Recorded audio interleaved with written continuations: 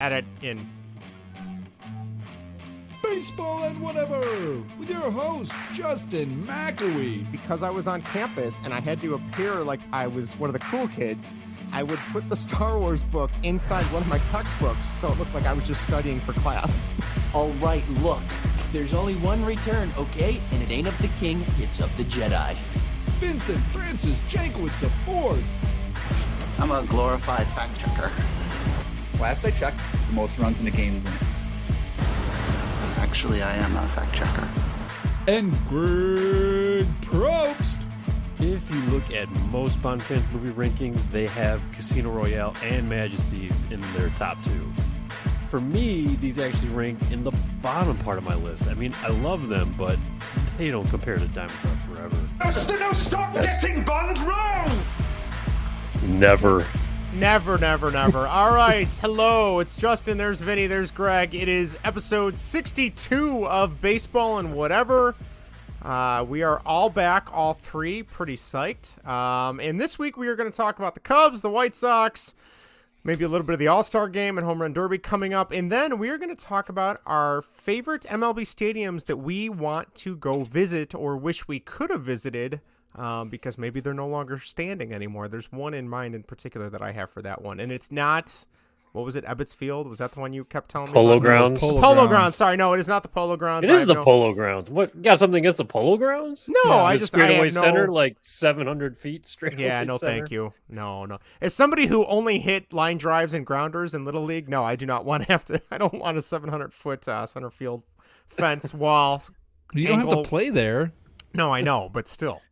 You never tried to pull. You never tried to pull the ball, Justin. I tried to pull. Yeah, I tried. I mean, I was naturally a pull. It doesn't matter. I was a horrible. Well, no, I wasn't that bad, but I didn't play. You were a former all-star. I have four. Yeah, but me and like what, thousands and thousands of other kids across the nation are former all-stars. Yeah. So is Ron Coomer. So, hey, so there you go. And then I dropped it, and that was the end of that. But anyway, hello. We are back, Baseball and Whatever, episode 62. If you would like to contact our wonderful, glorious podcast, you can do so in a variety of ways. You can reach us on YouTube at youtube.com/baseball and whatever, twitch.tv/baseball and whatever. If you want to watch us while we stream these live or watch the videos on demand, you can do that too. You can reach us on Twitter at baseball and what. You can email us baseballandwhatever@gmail.com or our official Belly Up Podcast Network email, which is baseballandwhateverpodcast@bellyupsports.com. We're available on each and every podcast app that you might need or require for your audio needs, and we have the text line and voicemail line, which is 1-913-808-3278. That number again is 1-913-808-FART. There we go. So, if you're listening to us for the first time, here's my normal spiel. We are Baseball and Whatever. First half of the show is Cubs and White Sox primarily because we are Chicago baseball fans. And then we switch gears to our second half, which is usually pop culture, video games, music, TV, maybe something other sports related. Pretty much all the above there. And like I said, this week we are going to talk about baseball stadiums we wish we could see or visit, whether they are still standing or demolished. So, to get the show kicked off, though, we are on episode 62. So we're going to try and think back to any famous, any warm body that wore the number 62, because we're getting to the point now where most people that wear these numbers aren't very good. And we'll see what we can do. I will be honest, like most shows in the past, I can't think of anybody for 62. No surprise to anyone. There are great ones There are great ones out there, Justin. Are there really? No, I mean they're not great. Okay, I was gonna say. Yeah. Great names. Couple of them are pretty good. All right. Well, I will get the Blackhawks out of the way. I can't think of anybody in the Blackhawks organization that wore 62. Do you have anybody, Vinny? Luke Johnson. I have no idea who that is. 2019? I still you aren't have a fan. No, I am not. So what can I say? I'm guessing he was a rookie or a prospect that maybe played a handful of games and then disappeared into Rockford, I'm guessing. Hey, he played 1 year in Chicago. He played 15 games. Didn't score a goal. He had an assist. He had 1 point. -8 on his that's not plus minus. And then he played 2 more years in Minnesota. Okay, well, all right, yeah. Even hockey is still like the one sport where I can name at least a couple people from each team, and I couldn't tell you anything about his days in Minnesota. So I will. I'm surprised you usually know everyone, Justin. We finally, Right? Vinny finally Yeah, stumped you, I it's guess. those like recent handful of people that never really made it, but still played, I guess, in the NHL. I don't know, but yeah. So all right, I will defer to you two because I cannot think of any Cubs or White Sox, and God only knows. There's a Bulls lot or of Bears. White Sox here. Is it really? Recently? Yeah, there's All right, White well, Sox, take it away, yeah. Greg. Who do you got? Oh, well, I think we just first need to give a shout out to the two players in Chicago who played for both the Cubs and the White Sox and wore the number 62. I remember this was even a thing when Jose Quintana got traded to the Cubs. So obviously Jose Quintana for the White Sox and Cubs. And the other guy, you guys know him, Bob Howry. Oh, God, Very I young couldn't Bob Howry was with the he White Sox. Sucked. Oh, God, he was with the White Sox like his first year. I think it was 99 or 2000 or something. Mm-hmm. And then he became he became a Cub in I don't even know when he was on the Chicago Cubs, but 2006 to 2010. I was gonna say I think it was in high school. So yeah. So shout out to those two, and then for my White Sox, the guy who wears it now, he had a taste of the big. His name's Anderson. God, what's it? Severino, I think. Oh yeah, didn't he just get sent back down? he got sent back down. I mean, he was here for like a couple minutes, and they sent his ass back down. Haven't heard from him since. So don't know what he's got, but whatever. Who gives a shit? The other guy I thought was going to be good, local idiot too. Zach Birdie was a 62. Who's the other guy I was thinking of? There's one more guy. Oh, was it? It's not Kelly Wunsch. Second baseman. It was second baseman. Second baseman, 62. Wow. No, I don't remember. Second baseman. If it was this guy was tied to coming back to the White Sox. Let's put it that way. Last year. Oh God, I have Escobar. Yep. Oh, okay. Yeah, that was his temporary number because he eventually wore 38 for the White 2011. Sox, so. Okay, yeah, that was before they gave him 38, which is also give him Pablo Ozuna's number. Not too happy about that. But I definitely take him now. There was one more guy.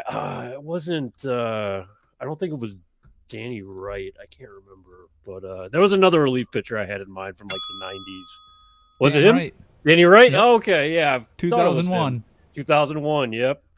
Was a young lad watching my White Sox. He was terrible too. He only lasted a couple seasons. So yeah, that's all I had for the White Sox. Bunch of pitchers that came to mind. So yeah, there's not a lot there. Dustin Garneau. Oh, Dustin Garneau. Yeah, he was a catcher. Yeah, he's a catcher. Yep. Who else you got? Burn through that list. Pedro Lopez. No, pitcher Nope. probably. Aaron Wasserman. Oh yeah, Aaron Wasserman. Yeah, he became 43 the next year with the Sox, then disappeared. Okay. Aaron Maietti, 1999. Myette. Maybe. No, I don't know that one. Nope. No. Drew Denson. Nope. 1993. No, wouldn't know those. Yeah, that's about it. Brett Prinz. No, do not know that as well. No. What? 2007? Okay. Yeah. Really? Okay. They must have, yeah. I feel like I should know Wasserman, that one. Yeah. No, don't know. That's about it. Okay. Yeah, not a lot of negative war guys on that list right there, at least for the White Sox. I would imagine so, yeah. Right. Except Quintana. Yeah. Who is, again, like I said, once again relevant. Like I said, Vinny, keep pushing Will to throw left-handed, get that velocity going, get that natural movement. Tell him to throw a fastball like a slider. Just hold it like a slider and throw the baseball, and he will be a millionaire. He'll be a millionaire. We have to get down just the basics of throwing first. Well, once you get the basics of throwing down, it's like a process. It takes whatever time, the coach says, whatever the coach said, cross seam, holding the baseball when they're learning, just say, son, no, don't listen to your coach. He's an idiot. Hold the ball on the seam. Pointer finger right to the right of that seam, so it puts a little bit of pressure on, and just throw the baseball like that. He will be a millionaire. Just listen, Guaranteed. To Uncle Greg. Yeah. Guaranteed. Because Jose Quintana's relevant again. He's going to be traded. Some team's going to overpay quotation marks for him. I mean, it's amazing. White Sox. It's amazing. Oh, weird. See, I'm okay. So here's my Quintana theory here, not to sidetrack our 62s real quick, but he's playing on a garbage team. There's no chance of winning. When he was on the White Sox weren't ready to win yet, right? He goes to the Cubs, the pressure maybe gets to him, and he's awful. So if he gets traded to a contender and he falls apart again, I feel like the book is out on him then, right? Yeah, the Pirates go home laughing. Go Pirates! Yeah, I know. Good for them. So I'll be curious to see if that happens. I'll be curious. Yeah, because he has it clawed his way happen. Yeah. out of mediocrity again. But I mean, granted, he was an Angel last year, right? And he was awful last year. He was dead with the Angels. Yeah, this guy was a corpse. There's always he's a millionaire. But there's always expectations with the Angels, though, Justin. Yeah, that's true. Yeah, that's true. They just don't ever go anywhere. That's the problem. No. All right, sorry to sidetrack there. Continue, Greg, or whoever. I have no one else. I don't know anyone else for the Cubs. No one. Justin, come on, anybody. Was Bobby Howry 62 when he was a Cub? Yes. Yeah. All right. So is Jose Quintana. I'm just messing with. Sorry, as you were talking, I was trying to set up all the stuff so our video feeds are live on Facebook and Twitter now. So my apologies. This is going great. My apologies. You ignored me live. I know. All right. Great. All right, here we go, Justin. right. I'll name them off for you. Mark Leiter Jr. Oh, can Mark Leiter Jr. just like go away? I mean, he's okay. I don't right know. Now. Yeah, I'd rather have Al Leiter, but I'd take Al Leiter at this point over Mark Leiter Jr. And Al Leiter's Al probably Bundy at this point. Poke high. Okay, who else you got? Nick Martini, 2001. That does not ring a bell at all. I want to say I remember local. him. Yeah. Is he? Okay. Yeah. Another local idiot. Joel Parada. Peralta? 2016? Nope. Joel Parada. P-R-E-A-T-T-A. I have no idea. I don't even know that name. No clue. Don Roach. No. 2015. These are not ringing a Don bell. Roach? Yeah. Who Henry the fuck's that guy? Rodriguez. 2013. No, that's not the same Henry Okay, Rodriguez. I was going to say, I got really excited there. That I'm guy's a relief like, pitcher. That guy was a relief pitcher with Washington, too, I think. yeah, because the good Henry Rodriguez would have been like 2000, 2001, maybe? Yeah. Like 95, I thought. Oh, was it earlier? Maybe it was Maybe, earlier. yeah. Okay. It was earlier, yeah. Marcus Mateo. No. 2010 to 2011. Vaguely remember that. Yep. Who are these fucking guys? And then no Felix idea. Sanchez, 2003. No. And I mean, I was really into the Cubs in 03. I don't remember him at all. Was sure Freddie, you were. If you don't remember Felix Sanchez, then you weren't a real Cub fan. No. Yeah, you're right. Was He Freddie pitched in Sanchez 3 games. Was Freddie Sanchez ever a Cub?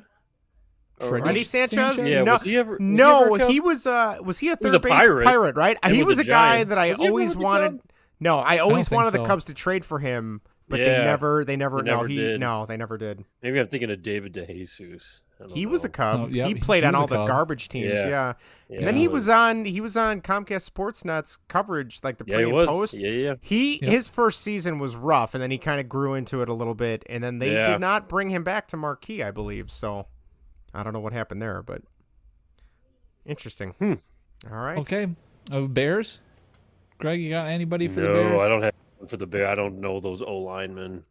All right. Well, we got Eric Kush, 2020. I know Eric. Kush, I know yeah. Eric Kush from Jerry Maguire, not from the Bears.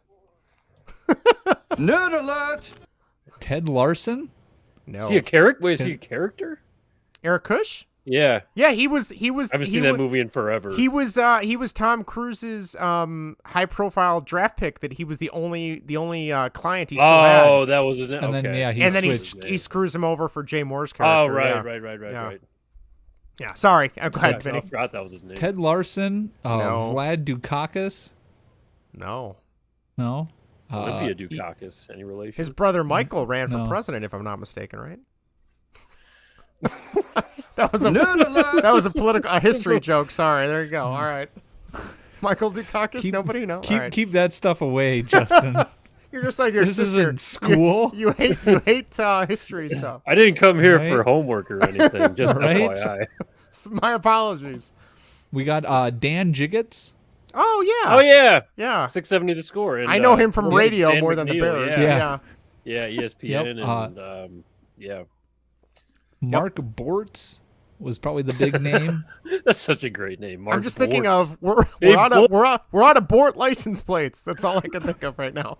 In 1983 to 1940, 1944. Oh, geez, I don't know how that works. Where did Pretzel Vince 1994, come from? right? Yeah, he was on the Super Bowl team, 2 times Pro Bowl. So yeah, not much Okay. after that. Get that retired So, then. Yeah. Interesting. So All right. I think that's it. No Bulls Bulls. players. No so, Bulls? Yeah. No.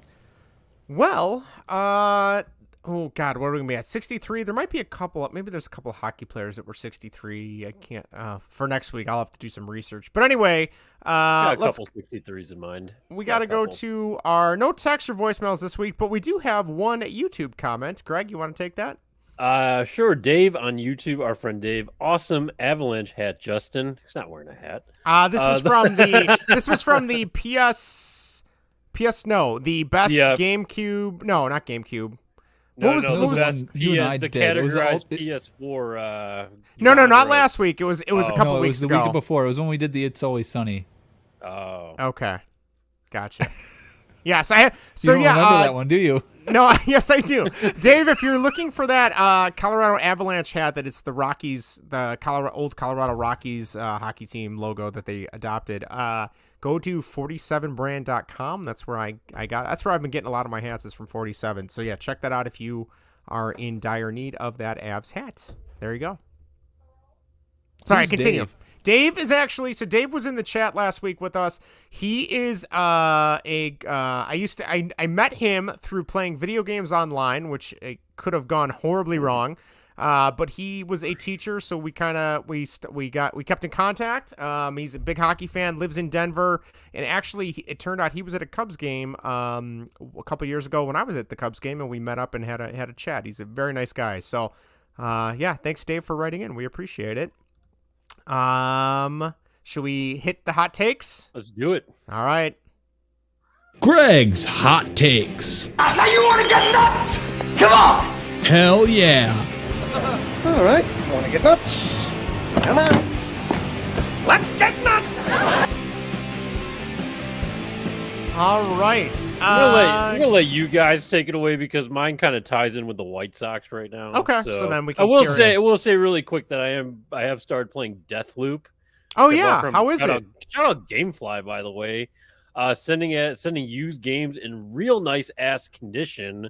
Not like GameStop? No case cleaning or restoration is necessary. Wow. And for like super cheap too. I mean, these are legit deals. I so- might have to Nice. look into that down the road because I am refusing. I'm putting my foot down. I am not doing GameStop anymore. After they just laid off a bunch more people, and then they talked about how their CEO is getting a $2 million exit package, and their new claim to fame is they are starting NFTs. So I'm done with GameStop. Forget them.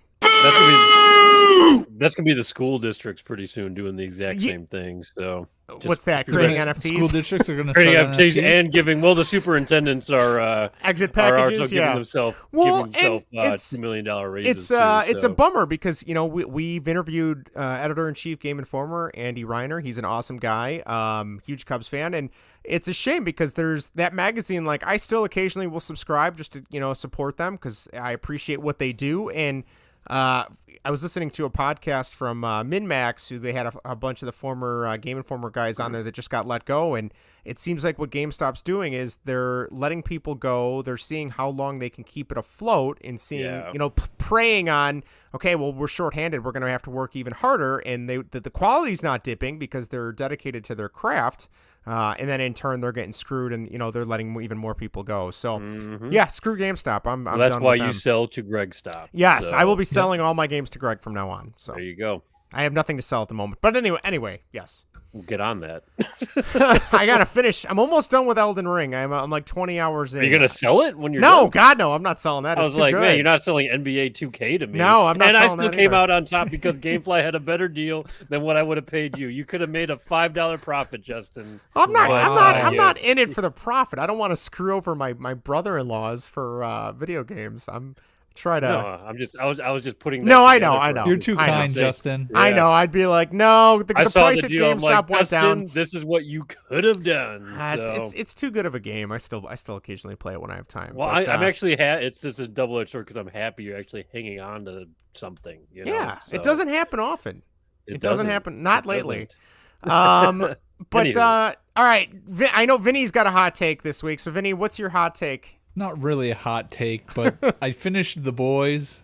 Was it 2 days ago? Hearing a lot of buzz about it. Yes. My lord, this season was absolutely fantastic. It's so raunchy. It's hilarious. There's a lot of awkward. Justin, I was thinking, I'm like, I told Justin to watch this show. He's going to be very uncomfortable. I've heard that season. there's an episode called Herogasm or Herogasm. Herogasm, yes. Which I've heard is just like unlike anything that's been on TV lately, I guess, right? Yes, it was. Okay. Yeah, it was something that would only be rivaled by a movie that would start with the opening of a guy delivering a big sausage pizza.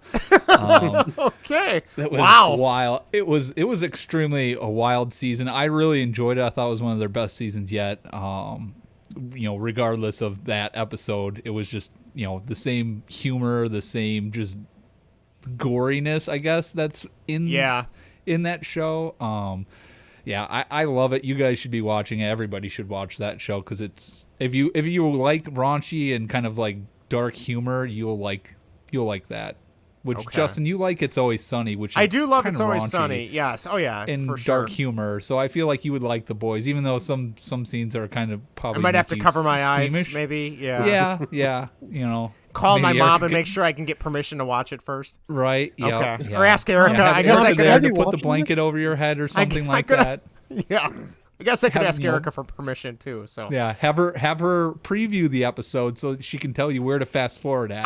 you know what? I'll go on IMDb. I'll check the parent content advisory and I'll read through that. So that's what I used to do anytime I had to show a movie in class.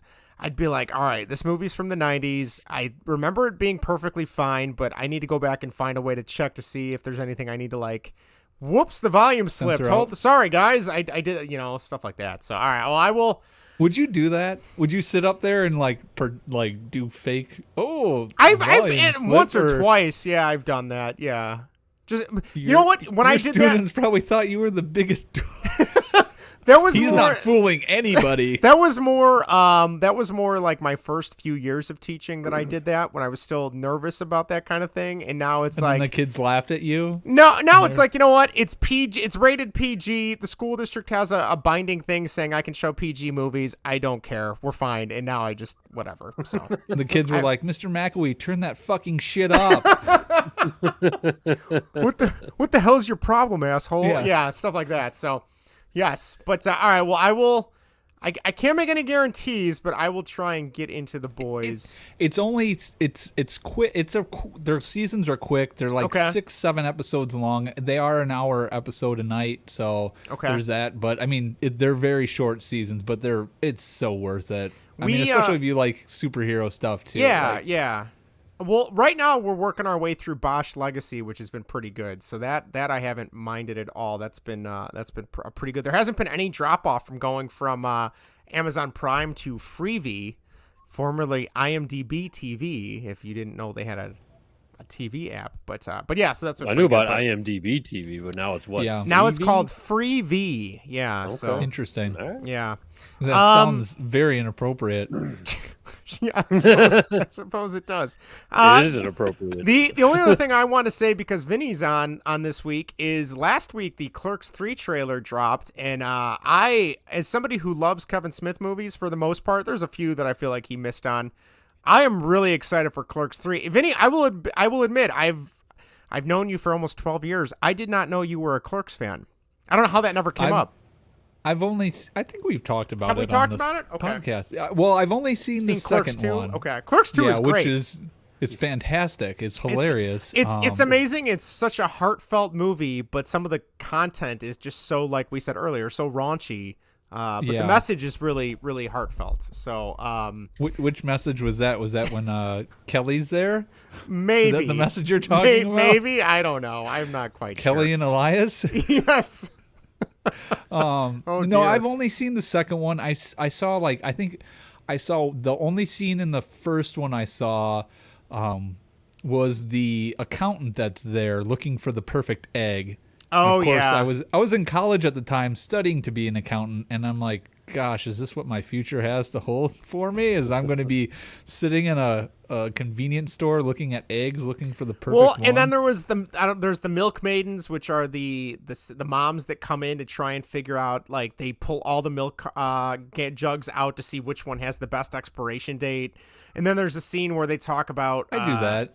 The validity of whether or not, like, the rebels celebrating the Death Star's demise was, like, really a good thing, because think about all the innocent contractors that were on board that died in the destruction of the Death Star, right, in the third movie, because it wasn't complete yet, stuff like that. So that's yeah, good. I'm psyched. I'm psyched for the premise that they're going to be, like, trying to recreate the first movie and talk about that. So yeah, that looks good. I'm gonna have to see the first one then before I see that. Yeah, I Then mean, I'll be lost. obviously the production's not going to be nearly as good, because I want to say that was Kevin Smith's first movie, if I'm not mistaken. But I think you're right. But yeah, no, it's even the first one's still a good movie, and it's just an enjoyable piece of cinema, I guess you could say. So I have to ask though, when you guys go and grab milk, do you look at the best expiration? You don't dig through it, but do you look at what's on front and you look for the best expiration? You just grab one and go. I'm a snob now because I only drink almond milk with my smoothies that I make in the morning.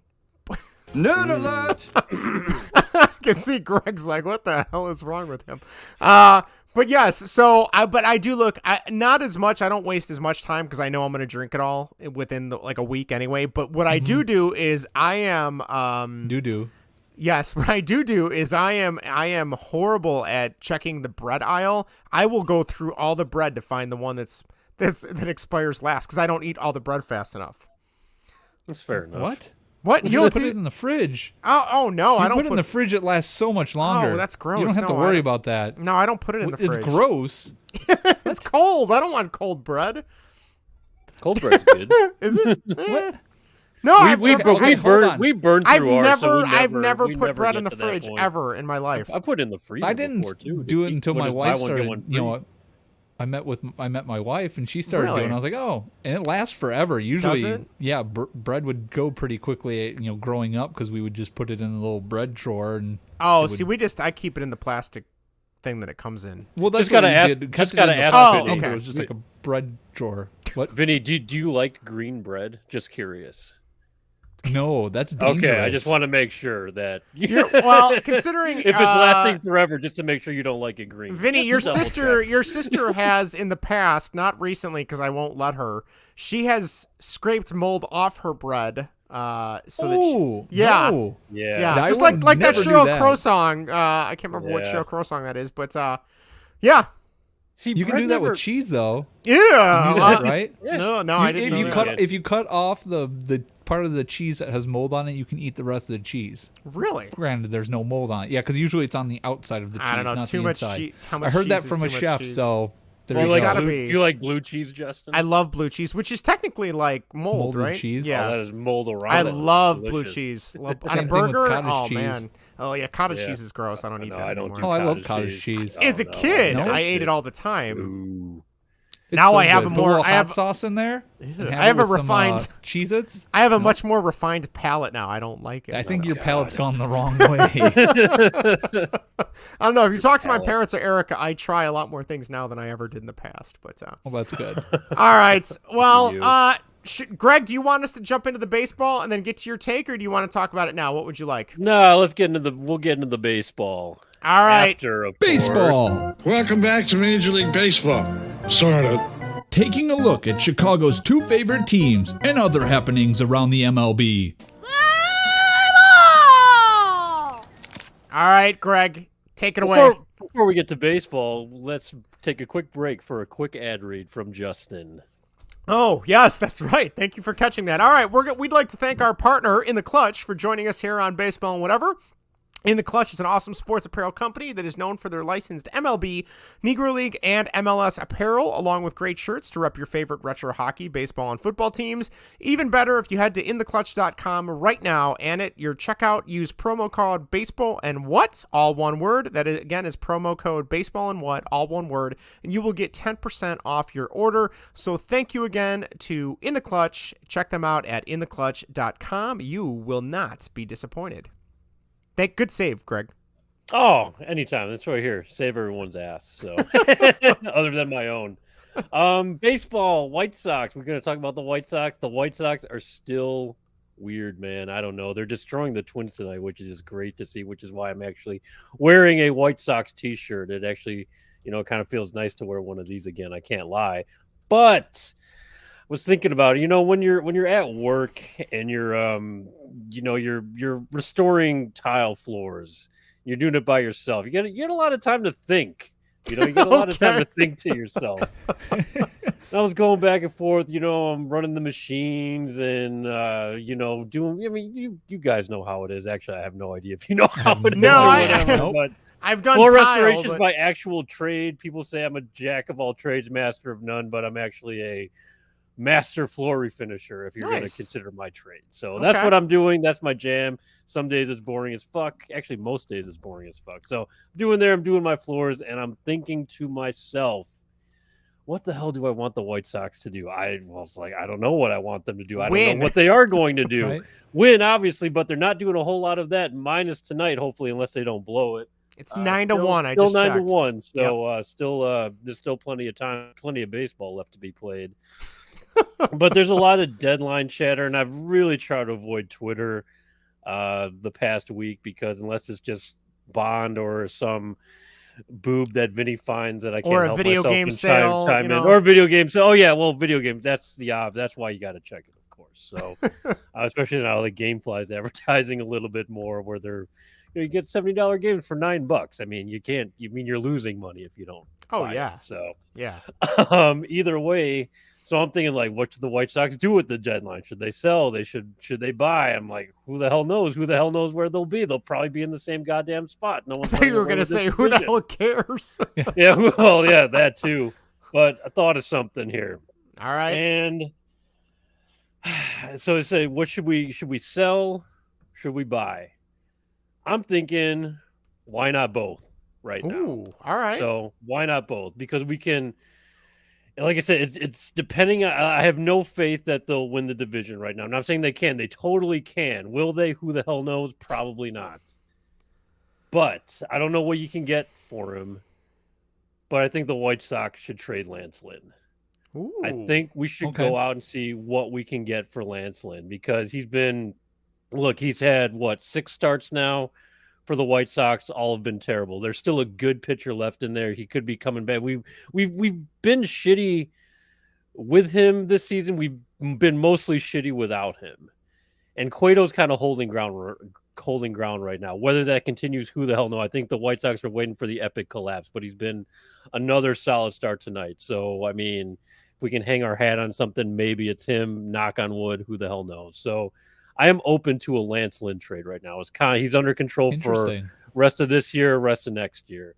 What we get for him, I have no idea. That was my next question: is what are you hoping to get from him? Are you hoping to get like a pitcher to slot in that maybe is just like a flyer on somebody, or are you thinking like big picture for next year? Like, what are you hoping to get for him? I'm not sure. What I would want is something. I don't know what I'm going to get. If it's a piece to help us now, obviously I would love that. It's the thing is about this trade. If you look at this trade deadline, these trades that are about to go down, I mean, it's really, I mean, heavy on the, a lot of people are going to be buying, but I mean, it's a seller's market right now. You're better off being a seller, because guys are going to overpay for it, because there's not really the big names out there. Wilson Contreras might be one of the bigger ones, if not the biggest, to tell you the truth. A catcher who can hit. But anyway, so if you kind of throw him in the right-handed pitcher, starting pitcher mix, I mean, that could garner a lot of interest, where you get a team to overpay for him a little bit, especially with another year control. You get him for next year. Maybe he, flips the script a little bit. turns it on for you. I mean, there's always that potential with him. Yeah, he's getting old. I mean, the Lance Lynn story with the White Sox has kind of gone exactly how I thought it was going to go for the most part. Really good that first year. Yeah, you trade Dane Dunning, whatever, and then you re-sign him. I'm like, okay, as soon as you sign a guy, he's getting older. He's going to regress a little bit. We're seeing that right now. Injured, 6 starts, not good. I think he's got like a 7 ERA, whatever. I mean, it is what it is. So why not shop him a little bit? I don't know. He's done nothing for us this season, and we were making it by without him. I mean, like I said, we got Johnny Cueto out there. So yeah. Yep. What the hell? See what happens. I don't know. See what we get. See what we get for him. So maybe Lance Lynn on the trail. Whether or not they do is a totally different. Who the hell knows what Rick Hahn is going to do? I mean, White Sox fans on Twitter, I'm like, oh, this is the time to fire Tony after the All-Star break. I'm like, Tony's not going anywhere. He's not going anywhere. He's got the job until he quits or dies. Unless he quits, retires, dies, or ends up incarcerated again. Right. I mean, like, there's no reason he's not going anywhere. I mean, Tony is in complete control of his, of his fate pretty much. So unless it's Jerry, but we know Jerry's not going to do anything with him. So no. The other guy, Jerry dies. That would be the only. Unless Jerry. Yeah, but dies, then Tony, then like Tony's like he's going to leave the team to Tony. I'm sure. So. he wrote off the rest of the Reinsdorf family and wrote in Tony La Russa. I need to right this wrong. Living will being amended as we speak. So, do you think? I'm going to just throw that out there. Do you think if that were to happen, Rick Hahn would be like, okay, Tony, you're fired before anything could happen? Just like that would be like the next thing you would hear. Tony Lewis has been fired. He would just goes scorched earth and just fires him right away. He would have to be, and on all odds, he would have to be the one to kill Jerry Reinsdorf because then he'd be in control. Then he would have the timing down. It's like bang. Tony, you're fired. It's be like a Bond villain. Yeah, exactly. And I don't know about you guys, but I've noticed online on Twitter, and granted, I'm not seeking out White Sox fans on Twitter or anything like that, but it seems like the story, like Sox fans are starting to turn on Rick Hahn a little bit. It seems like. Oh yeah. Which I didn't anticipate. I mean, granted, everyone seems and rightfully so. He's. I feel like he's in a tough spot because his hands are tied, but at the same time, like. Come on, man. Like, I don't know. He is in a tough spot. Yeah. I mean, it's assumed that his spending is, kind of, well, I mean, it is what it is, but Jerry doesn't want to spend big money on players or whatever. I mean, even the offer to Manny Machado, I'm sure took another 6 weeks or whatever off of Jerry's lifespan. So it's like the ribwitch from the sim will cause early death. And if he accepted the offer, like Bruce Levine thought he should have, it would have killed him. So and then we wouldn't have Tony La Russa. So and we'd have Manny Machado instead. Oh, what could have been? He's having a great year this year too. Yeah, he Holy is. cow. Yeah, fantastic. Well, So that's who I think the Cubs are not the Cubs. The White Sox Cubs want you. Cubs, you guys want Lance Lynn? There you go. That's okay. We already took a bad picture from you before. Yeah, we don't need another one. But thanks for the offer. He'll find his stuff again. And the guy I thought that like people that for number one, I don't know if you see this on Twitter too, or White Sox Twitter at least. The White Sox still think I don't know if they think, but they think they're still in on Ketel Marte from the Diamondbacks. I think they forgot the Diamondbacks gave this guy an extension, so he's not coming to the White Sox. Yeah, he's not the savior, no. Right, and I know there was a Jazz Chisholm before. Like, what do you have to give up Jazz Chisholm? To give up for Jazz Chisholm? Nothing. That's what I don't like. You can give it starts with Andrew Vaughn. Right. The conversation starts with Andrew Vaughn. It doesn't end there. Their minor league system is bare, right? Like it's pretty much. It's bottom the five. The big name is Colson Montgomery, who's making his way up the MLB pipeline rankings or whatever for rookies. But he's still. I think he just peaked at 58 or something like that's. Well, I mean, most of those guys are going to be bums anyway. So who the hell knows? So we don't have the trade. We don't have the trade pieces to get a guy like that. One guy we could get and a need that we have. We still have that need in right field. I suppose we still don't have left-handed power from the left-handed side of the plate. This guy's having a terrible season. You can get him for nothing. you can get him for absolutely nothing because the team that he's on right now just can't wait to find a suitor. And that's Joey Gallo. Ooh. Oh yeah. I think the White Sox should try and acquire Joey Gallo because it won't cost you anything. The Yankees might even pay part of his salary or whatever if you're throwing another, bum single A guy or whatever. If he turns out whatever it is, Joey Gallo has struggled ever since he was traded to the Yankees. I don't know whether it's the big stage, the pressure, the New York media. I mean, he was in Texas before. And then he's overshadowed by guys like Aaron Judge, Giancarlo Stanton, and all the studs they have in the Yankees. So he's almost a forgotten. I mean, he hits like 7th or 8th in the lineup. He's a forgotten man over there. Or make a call about Joey Gallo. Put him in right field, left-handed power. Maybe you get something. Like I said, so you've traded Lance Lynn. You've got whoever for that. You're holding tight with the rotation, who's been great. Dylan Cease is still filthy. Lucas looks like he's coming around. Johnny has been awesome for us. Mm-hmm. And you improve left-handed, or you attempt to improve left-handed power for your lineup. So, and it doesn't cost you anything. So those are the two moves that I think the White Sox should explore. Whether they do or not is totally random. It might not even be a conversation, but those are guys that I've been thinking about Gallo for a while. Haven't heard about his name come up. I mean, obviously last year, 2 years ago, the White Sox thought about acquiring him.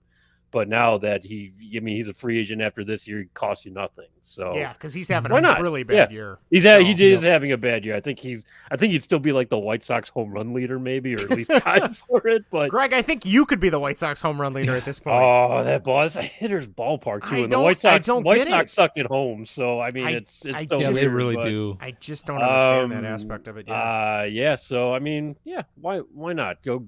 To make moves like that, because that would be interesting. You're not going to get any of the big ticket trade pieces, whatever names those are. You're not getting Wilson Contreras. I mean, you got Grandal coming back. Would I rather have Contreras than Grandal? 10 times out of 10 for sure, at least right now. So, but that's not happening. Pitching, who the hell knows? I mean, I think we're okay with pitching right now, at least, unless if we want to explore Davis Martin a little more. But if we can do anything without having to give up much because we don't have it, Joey Gallo, what the hell?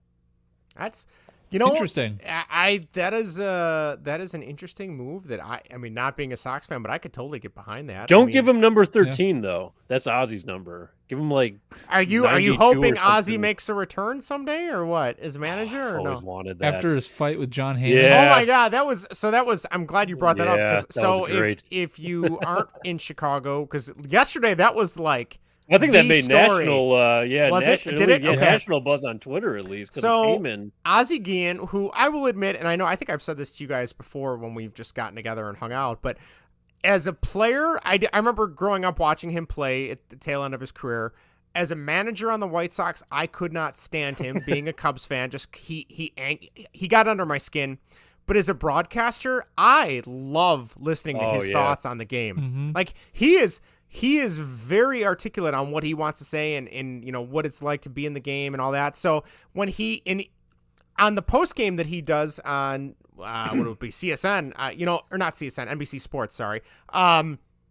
He's talking about how he has the utmost respect for La Russa, and he looked up to him, being a Hall of Fame baseball man person thing, whatever he said to the police that one day. La Russa, that is, not Ozzie. But then Jon Heyman, who I can't. Jon Heyman seems like a boob. Like I can't. Oh, he is.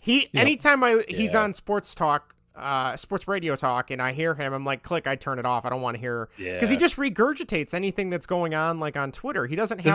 Does he still go on the Score? He still goes on the Score on the morning show on Mully and Haw. And I just turn him off. Mully and Hanley was a better show. I agree. Yes. So I guess he went on, or he was on Twitter bad mouthing Ozzie about Ozzie wanted Tony's job, and that's why he was kind of putting him down, I guess. And then Ozzie said, no, I respect him. I kept saying about I'm in his corner. I want him to succeed. This has nothing to do about me wanting to be a manager. Right. And then it devolved into, well, let's have a boxing match for charity, to which John. To which Jon Heyman said, no, I'll just donate $500 to a charity that you want. And then on Twitter, people were shit-talking Jon Heyman because somebody pulled up his salary he makes at MLB Network. He makes $5 million a year. Yeah. Wow. And they said he's bad at his job. Yeah, you make terrible. $5 million and you're going to donate $500 to charity. Right? You're like, what a cheapskate are And he you? wanted Done a Ozzie to grand. donate $500 to his charity. Charity, yeah. It's like, So- fuck your charity, John. You started it. Yeah, and it cracked me up. But Ozzie is great at what he does. That pre and post game show, I'll watch that. And you know, he's so entertaining, and he gives you good baseball face. He's old school too, but Yes. it's still relatable. And I mean Scotty Podsednik is on there, which he's fine. And then who's the other? There's Gordon Beckham, Frank Thomas. Yeah, Frank Thomas is on there occasionally, which I grew up loving Frank Thomas as a kid. But yeah, I thought that was hysterical, and it was nice to have somebody call Jon Heyman on his bullshit because Jon Heyman and even Bruce Levine in Chicago to a certain extent. Bruce Levine's terrible. They're holding the bag for ownership. Like it's just trying to make the ownership look good, and it's like, come on, just do your job. Like where's the journalistic integrity? You know, and the same could be said for Hub Arkish on the Bears side in the NFL. Like I turn him on. I can't listen to him. He drives me insane. And I like to think I get along with anybody, but I can't listen to him at all. So To me, it's just amazing that Bruce Levine, for how much water he carries for Jerry, has a job doing baseball talk on the weekends. It's like unbelievable. When he was talking about it was smart that the Sox didn't sign Carlos Rodon because of 77 million reasons. Yeah. And I was like, what are you talking about? Like, they didn't even give him a qualifying offer. Yeah. Like, that was the dumbest baseball decision you could have done because you get a draft pick for it. Like, yeah. I don't know. From a baseball ops standpoint, that's a terrible thing to be doing. Like, well, that doesn't make any sense. Especially for a team that's got a bad farm system. Right. Yeah. That's a personal thing the White Sox do. Yeah. Because Jerry came out and said that they didn't want to hinder him for getting more money. They felt guilty about giving him the whatever. And that's nice too. Yeah. But it's still, you're still trying to run an organization here. You're still trying to win. So you got to draw that fucking line. He's going to get paid pretty sure a lot of money. Jerry was just scared that he would have taken the qualifying offer. He would have had to pay. That's what it really is. is. $18 million? Yeah. Oh no. Which is a fucking bargain this year with him the way he's throwing right now. So Jesus Christ. Oh, well, signed with the Cubs. I'll tell you something though. The only people, I'll tell you some people that want Ozzie to manage the White Sox as the fans. At least I know I do right now. Is that the smartest choice to have Ozzie Guillen like Tony fired right now and have Ozzie step in? No, that's just that's circus. That's a circus. But God, I would love the White Sox a hell of a lot more and find them a lot more entertaining right now if I knew Ozzie was there. It would definitely Tony, make it entertaining. Dead ass Tony. Ozzie used to tell people that he would like yell at them while they were on the toilet in the clubhouse. I think we need they need a guy like that. They need that fire put back in there. And that's just what Ozzie does. But yeah, it's not going to happen. Ozzie's great at what he does. You would lose him on the pre and post too, which would suck too, because otherwise you're just stuck there. And I like Chuck Garfien, Chuck Garfien is good too. Yeah, the two of them together are just magic. So. I feel like there's got to be like some draw to bring these guys, and Ozzie's not the only one if he does have an ambition to manage. But like, if you told me, I think he does too. I could just sit, go to the studio. However, especially in like the NFL when it's one day a week, you got to go in the studio and make bank. And not have to fly, not have to manage, not have to make decisions, and just talk about something you are passionate about. Right. It's like, why would dream you want job. Yeah, why would you want to leave that? But I guess there's that call to, I don't know, you're standing. Well, even Ozzie said, I listened to his interview on The Score, and he says, if someone called, I would take the interview because I'm not bigger than the game. That's what he said about the Padres. Because Heyman brought up, I know you interviewed with the Padres, so don't tell me you don't want to be a manager. And he's like, yeah, they called. Why wouldn't I take an interview? Yeah. So, well, Greg, if things hold true right now, the Sox are up 12-1 in the middle of the ninth. Love it. That will put them at, would that be 3 games back then because they're playing the Twins? I think that will put them... Or 4 games back.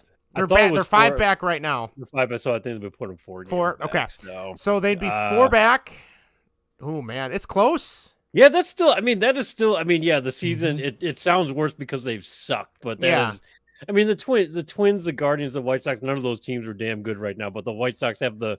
I mean, the Twins and Guardians are what they are right now. The White Sox are not, because this team is more talented, or at least you hope so. So I mean, they still. They're detainable right now because the Twins haven't run away with this thing yet. No, if the Twins ran away with this, at least we could, shift our focus into something else. I'm like, okay.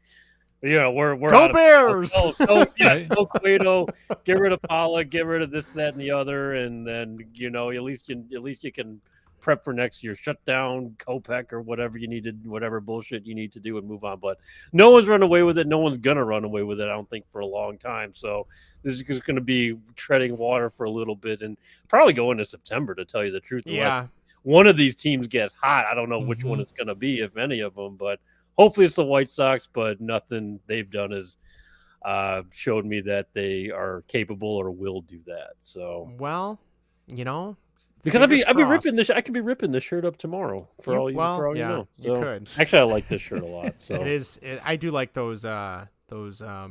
What are they called? Yeah. What is that? I don't City know. Connect. City. Yeah. City This is just a T-shirt. I T-shirt, think I got, but still, I got TA on the back. So. I like those more than the Wrigleyville ones. I'm not a big fan of the Wrigleyville ones. Did you guys did you guys hear that thing on Twitter too, or maybe they said on the score about when TA got announced as an All-Star in the clubhouse?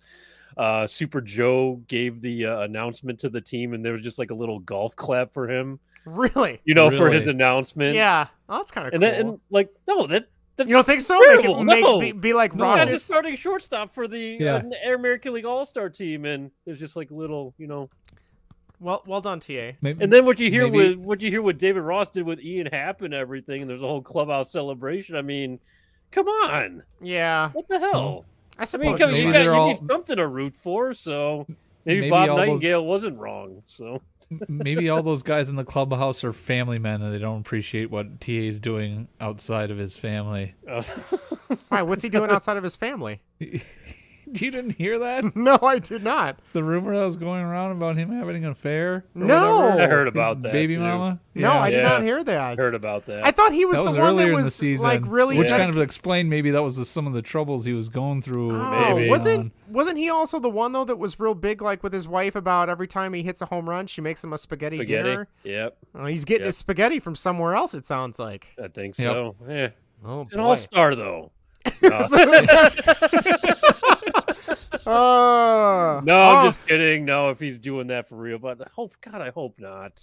I hope not. I mean, Jesus Christ, another one. Fuck. Yeah, well, if anything ever comes bad about Jose Abreu, I'm just gonna stop watching baseball because there's nothing left to watch. Where'd Greg go? Yeah, he left to go get milk and he never came back. It's just over.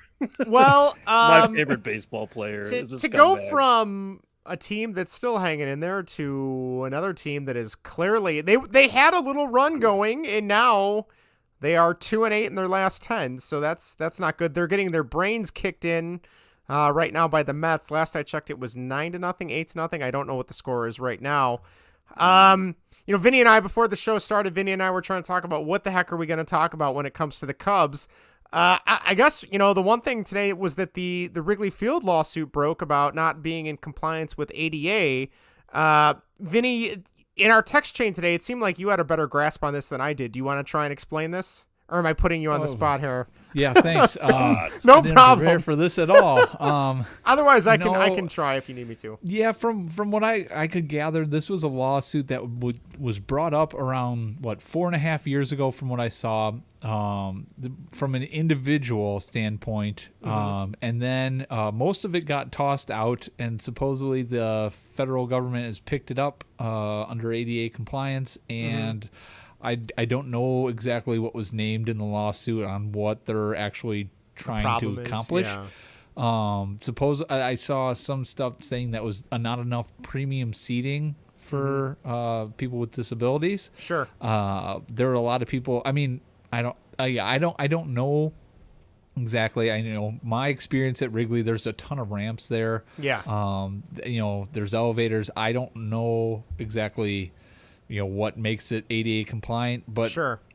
you would think that a big project like that, the amount of money that was spent, they went over 100% on their budget. Yes. That somewhere along the way, someone would have come in and inspected and be like, yeah, you guys probably need to change some stuff around here, or looking at the architectural plans from, Mr. Vandelay and said, hey, this doesn't look right. I think you need to add a little bit more, handicap accessible stuff here, sure. Handicap seating there. So, yeah, I don't know.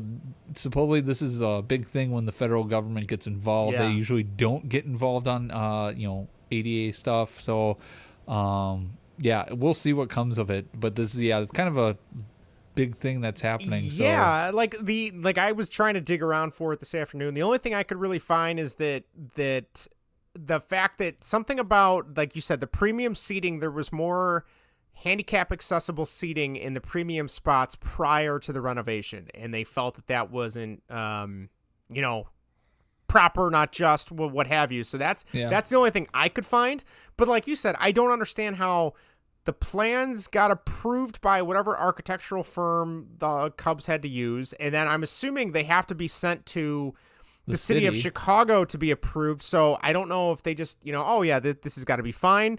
And then obviously, it's 5 years down the road now since the project's been completed. Now it's being caught up with them. I'm still kind of confused about what took 5 years. I don't know if just the government watchdog agency that pulled this up and is going to go through with this, if they're backlogged, I don't know.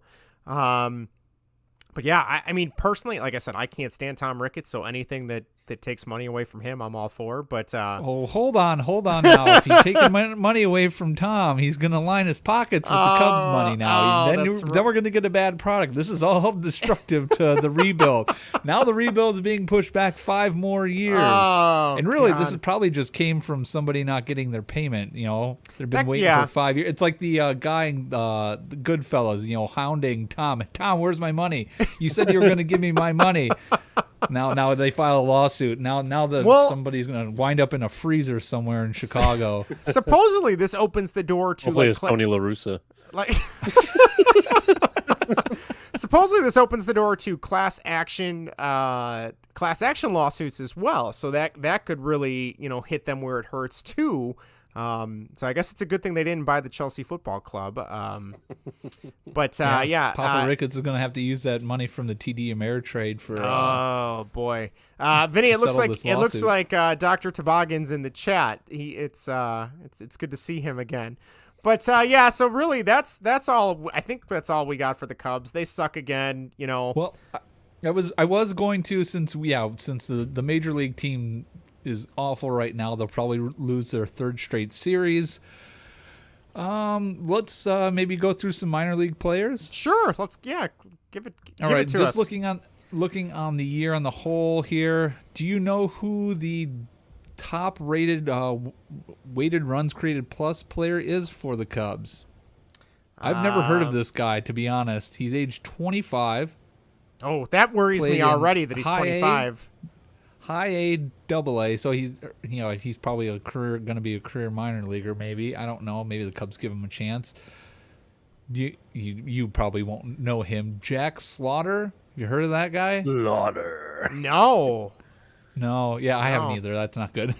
Well, the fact that he's 25, and you will not hear of him ever again after that. It sounds like a real Frank Schwindel, Patrick Wisdom's type guy, which we've got. Oh, that would be good if you get that. Well, Wisdom, yes. Schwindel, season? Yeah, sure, I guess. Whatever. Okay, Justin, why don't you name me a prospect that you've heard of, and I can tell you where he's ranked at in the system with weighted runs created plus. All right, what about Owen? Is it Owen Casey? Owen Casey. He is number 14 in the Cubs system. He's got a 118 weighted runs created plus. He started off the season really slow from what I remember, but he's been on fire since. He's in high A, and I think everybody above him's at least on average 3 years older than him. He's 19 years old right now. Oh, geez. So. Wow. I didn't realize he was that young. Now, I've also heard that Miguel Amaya might be moving up to, is it Double A? Even though I know he had some major injury issues, so I guess that's a good thing too. He's got Tommy John surgery he's recovering from, but that he can swing the bat right now, so that's what he's doing at the summer league. Okay. Down in Arizona, and so he's going to be moving up to Double-A soon. Okay, well that's encouraging. And Brennan Davis, I believe, had an injury too. Coming back from back surgery, hopefully this year. He's wanting to come back. I don't think I have no idea. Supposedly it was a minor back surgery, but I mean, a back is kind of a serious thing. So hopefully he does come back, because it was talked about during spring training that it was only going to be a month and he was going to be up here, and then he had a really bad start to the season in AAA, and then he got hurt, and now we're waiting for him to come back and maybe make an appearance this year. I'm thinking it's probably going to be next year. I'm sure he's going to have a slow rehab. They're not going to push him too hard.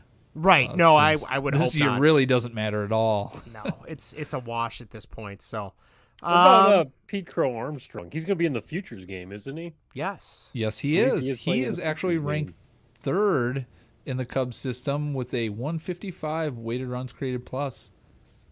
Wow. Who's first and second then? It was Jack Slaughter. Jack Slaughter was first, right? Okay. And Matt Mervis. He's a big name that's been coming around. I have not heard of him. He's the next Matt Merton. Yeah. Yeah, red hair. 24 years old. He's been hitting well. But yeah, they don't know. He's not a top prospect or anything like that, so they don't know. He might be just a guy. He could be another, Patrick Wisdom type guy. Sure. Because he is playing in a division where he is older than most guys, so he's supposed to be mashing. Yeah. Okay. Patrick He Wisdom is tied for the league. Derby. What was I gonna say? Oh, sorry. I just threw him. I said Patrick Wisdom should be in the home run derby. He should be. I don't know not? why he's not. I would love to see Should it. have asked him. Should have been there. The fuck? Right. I'm trying to think of any other prospects I know of besides those. Ed Howard. Do you know who's in the lead in the system? What? What about Ed Howard? He's hurt, still right? injured. Okay. Yeah, he's out for the season. He had hip surgery. That's right. I was gonna say, do you know who's in the lead for home runs in the system?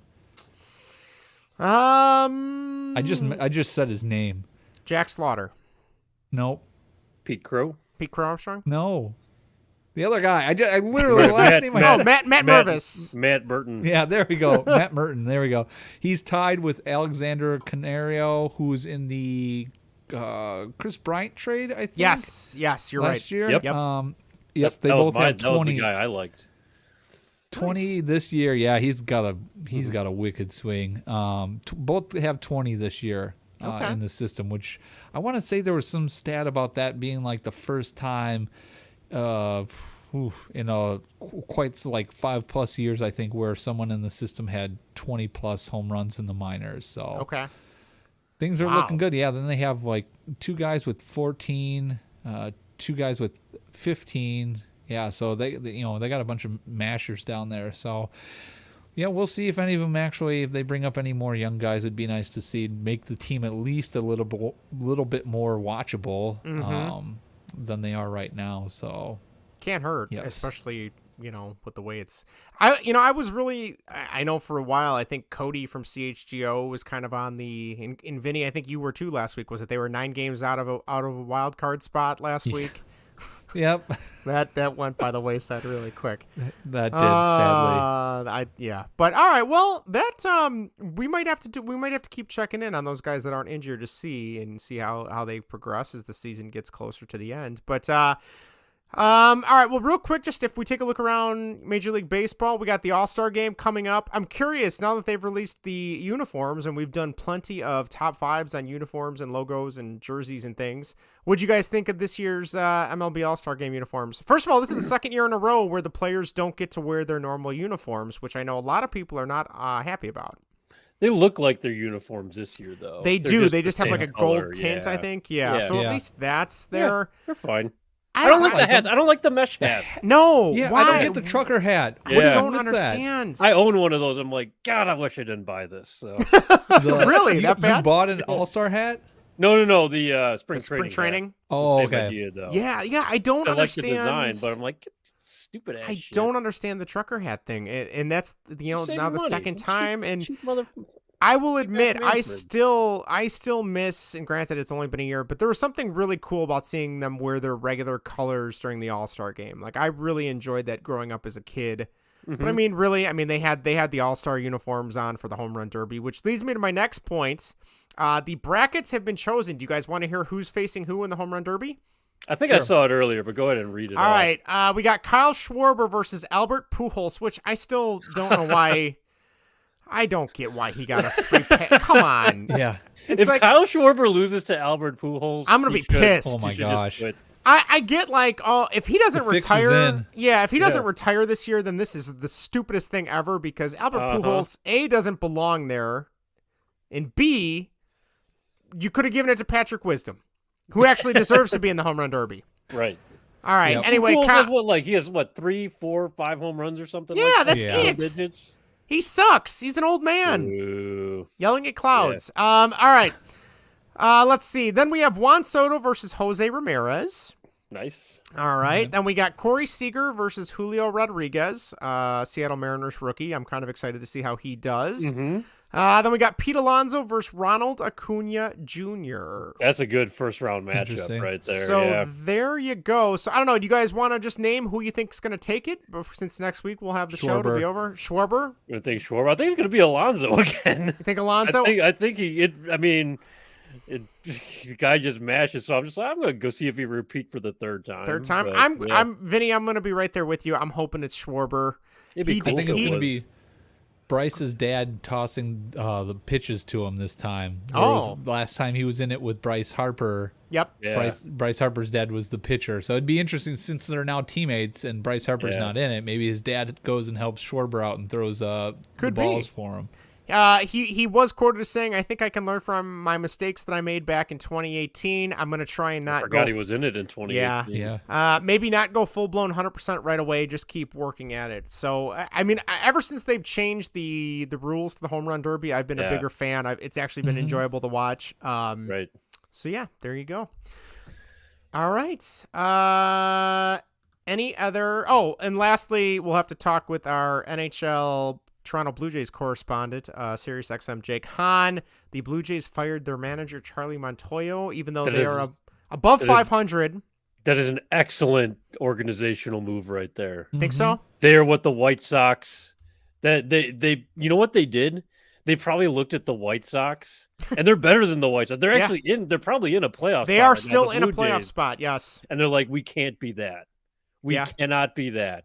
If they got a problem with Charlie Montoyo or whatever, if it's just not clicking, they're still underperforming, but they did the right thing. Not saying he was probably the main problem or whatever. Guys underperform, but it starts right there. It always starts with the firing like that. It sounded like from what I saw, it gets the wheels moving a little bit. It messes things up, if anything. From what That's I all saw, it does. It's similar to how the White Sox were pegged to be like World Series contenders this season. The management in Toronto, from what I read, was very upset with how underperforming the team is this year, and this was a way, like you said, to shake things up, wake things up, see who can respond. Because a lot of those guys are not having the seasons they had last year. Like, look at Vlad Guerrero Jr. He's still doing okay, but compared to last season, it's night and day. So right, I mean, last season was just historical. If you look at expected stats and all that bullshit or whatever, it's not where it's supposed to be, obviously, and they are underperforming. It's a tough ass division, but sure, I think they're just as good as any of the. They're just definitely compete with the Red Sox and Rays a little bit. I think they should be way farther ahead of them. So, who the hell knows going to stop the Yankees? But no, that is great because that is what the White Sox should be doing, obviously. And the White Sox are probably more justified to do it, but they saw something wasn't happening, something wasn't right, something wasn't clicking, and they took the initiative. So much respect for them. And I have nothing against Charlie Montoyo either. I don't know anything about him, but would you take him over Tony La Russa? Yes. Yes. I knew. I kind of. If I'm taking Ozzie Guillen over Tony La Russa, I'm taking Charlie Montoyo. So. Yeah, that's true. Take anyone at this point. Take Jerry Narin to take over this team or whatever. Miguel Cairo, one of those. Oh God. Ricky Renteria? Yeah. Ricky Renteria. Yeah, I would. I would, because then it could just, you know what it is? Because that's interesting, actually. If you put, all right, so here's a scenario for you. You put Rick Renteria, you kill Tony La Russa. Okay. You just dump him off in the lake somewhere. And then you put Rick Renteria in his spot. You know what's going to start happening? Your coaching staff is going to start working. It's going to start functioning. The gears will start to turn. They'll lubricate. They'll start turning because they don't have to deal with a Hall of Fame dickhead that just shoots down everything and, just won't listen to anyone except himself. There's probably smart guys on that coaching staff. We just don't know because, what's his face? Shelley Duncan could go up to, Tony La Russa, who's supposed to do something with analytics or whatever. And let's face it, he's only there because Tony worked with Dave Duncan and it's his son. That's the only reason Shelley fucking Duncan is there. But he's supposed to be doing analytics, so he could be going up to Tony La Russa in the dugout going, hey, Tony, I saw this. The paper says this. We should picture him like this. It was like, yeah, I got you, whatever. And whether he's right or not, I mean, it's being ignored. The stuff from the coaches is probably being ignored, and with the exception of Ethan Katz. Yeah. So that's actually you put Rick Renteria in there to just shit his pants in the dugout. That might actually be more functional. It might. Yeah. I mean, it's because you don't have the Hall of Fame dickhead over there, just overseeing everything. The Hall of Fame dickhead. Seriously, and a lot of Hall of Fame's not a great. There are a lot of evil dudes in the Hall of Fame. It's definitely not the. It's definitely not the Hall of. There's probably more dickheads than upstanding good, gentlemen. People. Yes, morality, without a doubt. Yeah. So. Yeah, no, you're not wrong. But yeah, I think that because I would take if he kept this coaching staff, and then a lot of people this coaching staff need to go. I'm like Super Joe, Daryl Boston, see ya, because you're not teaching fundamentals, but this team doesn't have anything, and it starts with him. So yeah, I'm all for it. Bring Ricky back, and I hate Rick Renteria. I despise that man. That man is good for nothing. And if the White Sox win the World Series, we're not. No, they don't. Well, they quit. They're quitting now or whatever. They still have Ricky right there. So you know what? Fuck him, but I'd take him over Tony. So interesting. That there's good coaches in there. We just don't know it because of the Hall of Fame dickhead. God damn! Fuck this team. All right. Well, The owner. on that note, Vinny, do we have who's hot or who's not for this week or no? We do. All right. Let's. And now, folks, it's time for Who's hot? So damn hot. Oh, hot. Because I'm a hot little potato right now. And who's not? I'm afraid that the conditioners left me cold. Freezing my royal Rastafarian knees off. This guy sucks. All right, Vinny, take it away. Sorry to cut you off there, Justin. No, it's okay. No, it's all right. We'll go with the better team, the hotter team in town, the White Sox. Greg, you Oh, that can't be right.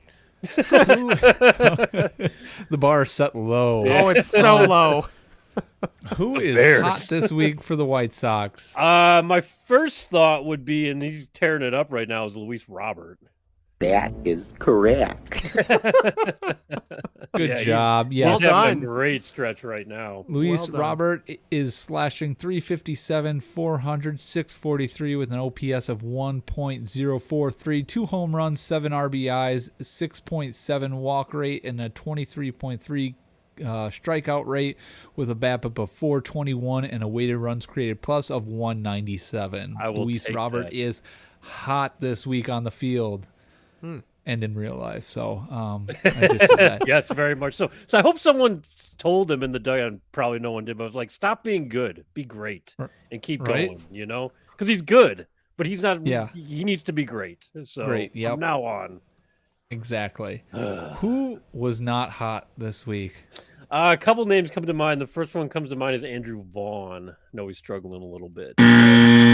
Ooh. The other name that comes to who's the other name I was thinking of? It's not Sebi Zavala, is it? I don't know if because I know you appearances. Is it still TA? I don't know then. It is Eloy Jimenez. No, he doesn't play. He doesn't count. He's hurt again. Not anymore. How does he have enough plate appearances? Well, he had enough until he got hurt yesterday. Again? Yeah. He was. I don't count him. This guy here is dead. Yeah. Yes, he was slashing 120, 185, 120 with a 305 OPS with 10 strikeouts, a walk rate of 7.4%, and a strikeout rate of a whopping 37%, a BABIP of 200, and a weighted runs created plus of -10. Maybe it's a good thing he's going to have some time off. Although I saw that he might be able to play this weekend. To be played this weekend, so yeah. Well, maybe I don't talk about 2 days will be okay. Yes, surprised even at the Eloy plate has been bad. appearances. So yes, that is your hot or not for the White Sox. Justin, Yes. who is hot this week for the Cubs? All right, I'm going to go Ian Happ. You always guess Ian Happ when he's not. I know. Has he been bad though? I thought he's been okay. No, I think he's been okay. Okay. Yeah. I'm on the He hasn't Ian. been I'm hot. fully on the Ian Happ train now that he's an all-star. Yes, you know, are. so. No, all right. So who is it? It is Nico Horner slashing 320 with an on base of 320, 560 slugging with an OPS of 880, 1 home run, 2 RBIs, a 0 walk rate, and a 8% strikeout rate. BABIP of 318 and a weighted runs created plus of 142. Wow. Okay. Who was not hot this week? Oh God. I'm gonna go Patrick Wisdom. No. Oh. Who is it? I don't know. Oh no! He's having a bad week again. Yeah, poor Seiya. Yes, he's struggling with. It's not too bad. The power's not there. He's slashing 250, 286 on base percentage, 300 slugging with an OPS of 586, 3 strikeouts, a walk rate of 4.8%, and a strikeout rate of 14.3%, a BABIP of 294, and a weighted runs created plus of 64. So yes, not a good week for poor Seiya, but hopefully he's still learning and coming around from that injury. So hopefully that picks up there. He's just been like very feast or famine. It seems like like when he's on, but see how he does. Hopefully he can get that figured out. He's got plenty more years to figure it out. That's for sure. So yes, he does. At least 4 more, right?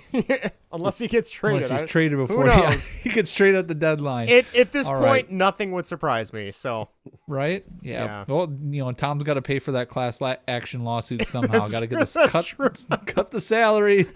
Cut the dead weight. Now I'm worried. Like in the middle of the night, you're gonna see like Harry Carey statue, Ernie Banks' statue, Ron Santos statue. They're gonna sell everything. They're gonna like melt it down and sell the copper. They're gonna be smelting it just right outside the stadium. Biblical losses. Look right over there. We need to smelt these statues down for money. Right? They're gonna take the bronze and make their own coins. Yeah, Ricketts coins. How much? What is the Stanley Nichols? What is the value of Stanley Nichols to Ricketts coins? How many Schrute bucks can I get for this? Yeah. Yeah. Oh, good Lord. Boy. Yeah. All right. For the MLB, do you guys know who the hottest hitter was in the MLB? Greg, I'm going to defer to you on this one.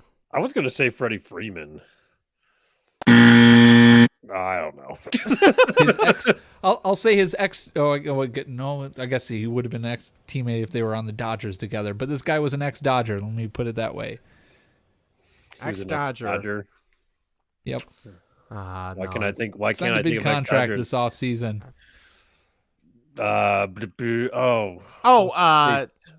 Trey Turner. Trey Turner. No. The guy. He's on the Dodgers. Corey Seager. Corey Seager. That is correct. Yeah. Corey Seager from Texas is slashing 429, 536, 1.143 slugging with an OPS of 1.679, 5 home runs, 9 RBIs, a walk rate of 21.4%, and a strikeout rate of 7.1%. Ridiculous. And BABIP of 260. Yep, and his BABIP is 267 too, so he can do better. And weighted runs created plus of 326, which that BABIP is just ridiculous. 267. Do you guys know who the cold player who is not hot this week plays in Milwaukee? Oh, jeez. Is it Rowdy Tellez? I was just gonna say it is. Yes, I was just thinking of the fat guy photo with him and Dan Vogelbach sitting that is the picture of that should be on Time magazine. That picture it really should be. Yeah, Rowdy Tellez, who was hot for 1 week this he made the hot list this week, 1 week in this season. He is slashing 95, 95, 95 for an OPS of 190, 4 strikeouts, 0% walk rate, and a 19% strikeout rate, a BABIP of 118, and a weighted runs created plus of minus 56. Not good for Mr. Tellez, unfortunately. So, yes, I agree, Greg. That picture was fantastic. And if you haven't seen it, it's Rowdy Tellez at first base. And I think Dan Vogelbach was the runner. He was the runner. Yeah, but just two big beefy guys. Right. Just a whole lot of men right there. I was like, God, that's of athleticism that's what a baseball player should look like. God damn. Right? That was like Mo Vaughn level. Like I remember. I'm so glad that Alejandro Kirk is having such an amazing season 2 with the Blue Jays because he's like bringing back the he's a big guy too. Fat catcher is back with him, so I love it. I'm trying to think, like, is there any other sport besides baseball where you can get away with being that? Football, maybe? Golf. Like if you're a golf. Yeah, golf too, I guess. Are there a lot of fat guys? I see, like, fat golfers. Not anymore. Like John Daly, right? Would have been, like, the only one. You see a guy with a pouch every now and again, but... Was it Bryson DeChambeau? He's a bigger guy. He's kind of got a little bit. But, I mean, most of these guys now, since Tiger joined the tour, these guys are like athletes now. They actually train and work out and do nutrition. Where Where before it was just stuff, beer and cigarettes and see how far I can hit the ball, John Daly. Yeah, exactly. Boy. All right, awesome. Well, thank you, Vinny. Thank you. Now I can't get Rowdy Tellez. I can't get Rowdy Tellez and Dan Vogelbach out of my head. No, nor should you. Oh yeah. I keep thinking of that scene from The Simpsons, the X-Files episode, where it's just jiggling and his jiggling's almost hypnotic. It's hypnotic. Yeah. What's the point of this test, Scully? I don't know. No point. I just thought he could stand to lose a little weight. I'm sure they're very nice men. All right. Anyway, do we have anything else to talk about, or should we switch gears to whatever? What do you guys think about the Nikhil Harry side? I mean, that's just kind of like a whatever. But whatever. I mean, it's fine. I think it's a good pickup. They lost a 7th round draft pick for a guy who 2024. was drafted. For 2024 7th round draft. It can't hurt, I mean, most of those guys don't even make the team, and this guy's projected to make the team. So I think it's a good pickup. It's a low floor, or was it low risk, high reward type of move. I think it's a solid one. People keep crapping on the Bears wide receiver room, and I don't get it. Like it's not bad. I don't think it's terrible. Besides Darnell Mooney, who else is there though? Well, they got Velus Jones. He's a rookie. We don't know about him though. Yeah, but they have Nikhil Harry. I'm big on Byron Pringle.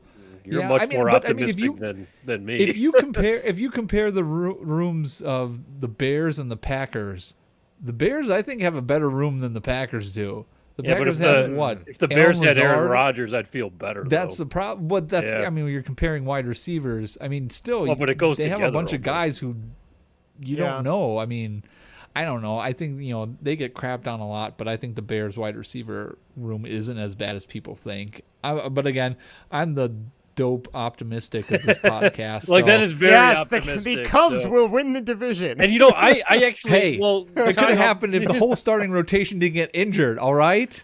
If I was gonna say, I thought you were gonna say it could still happen. Like at this point, you would need to have 4 plane crashes for the other Central Division teams. Hey now, it could still happen. They could go on a run here. No one in the NL Central wants to win it either. Just like the AL Central. Oh God, I'm just picturing the kid from Angels in the Outfield. It could happen, right? No, it's not.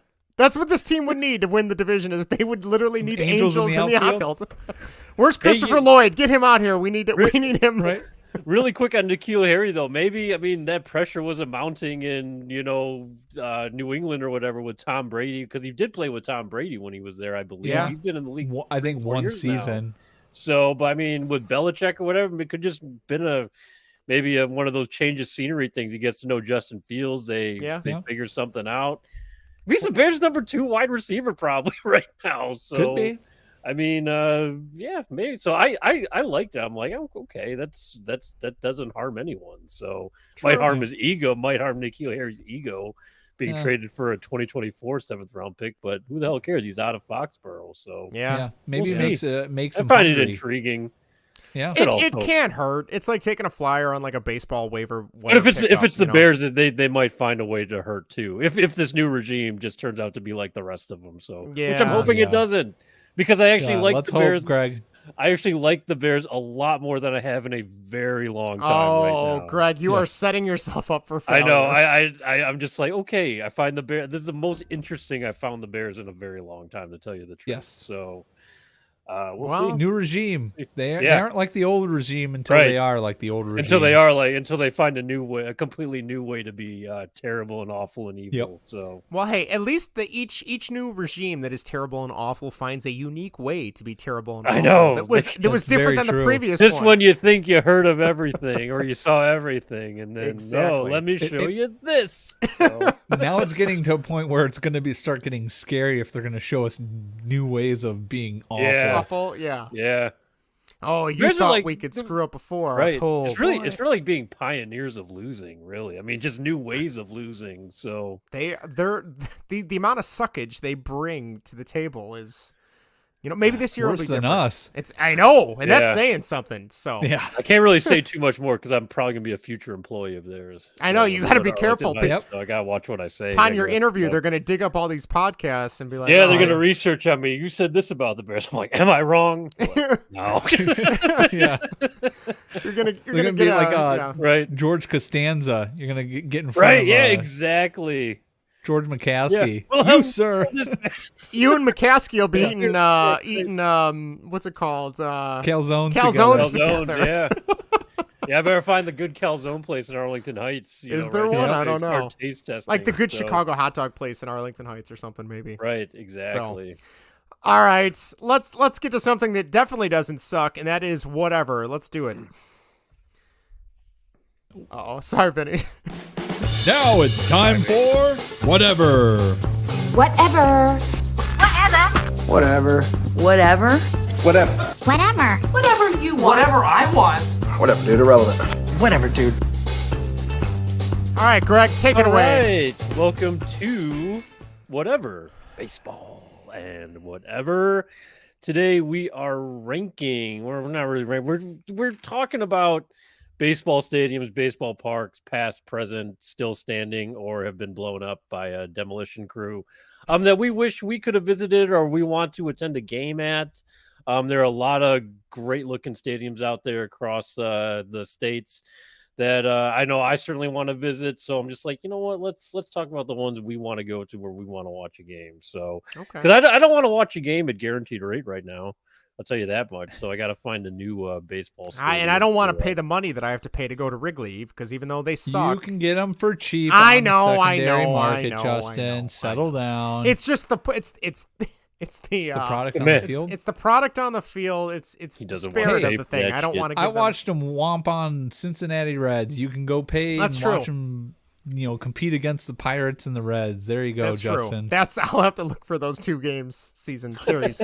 They'll be the most expensive because that's the only ones anybody wants to go to. Because it's the only competitive series they'll have. So we're gonna do 5 ballparks each because that's what we do. Top 5 on the list and a couple. Oh, we're doing top 5. We can do 5. I mean, I you ranked mine, but I don't have to do. If you don't have 5, that's totally fine. So I didn't rank mine. I just wrote 5 down, literally, that I'd like to attend. If you don't have 5, that's totally fine. Or you can steal one of ours along the way. I have a feeling some of us will have the same ones too. I'm guessing.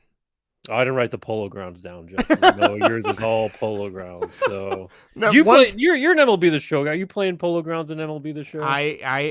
Greg, I can honestly say I have never played the Polo Grounds field in my entire life in any baseball game. Really? Well, ever. Yeah, you should try it out. Tell me what you think. All right, like, Greg, I hate this. I know center field. Isn't center field like almost like a perfect like triangle, like square or something? It might as well be. It's a weird looking shape. It is. I can't describe the shape, and I don't know how accurate what is it? The video game depiction. Which is, one? But Polo Grounds. The Polo Grounds. And it's like it goes out. It's kind of like a what shape would you call that? Is it 3, 4? Quadrilateral? No, that's not 4. 2, 4. What the fuck 6, kind of shape is that? 7. And it's a four-sided polygon. It's a quadrilateral. Oh, I don't know. A seven shaped a heptagon. A heptagon. Maybe it's an octagon. Oh. Maybe it's got 8. It's an octagon. I was looking up a great website when you said that too. I can't think of it, but yeah, there was a good website where they actually showed the dimensions of the actual. Oh, that's kind of cool. It's like 219 down the line or something like that. It was short down the line. So short, yeah.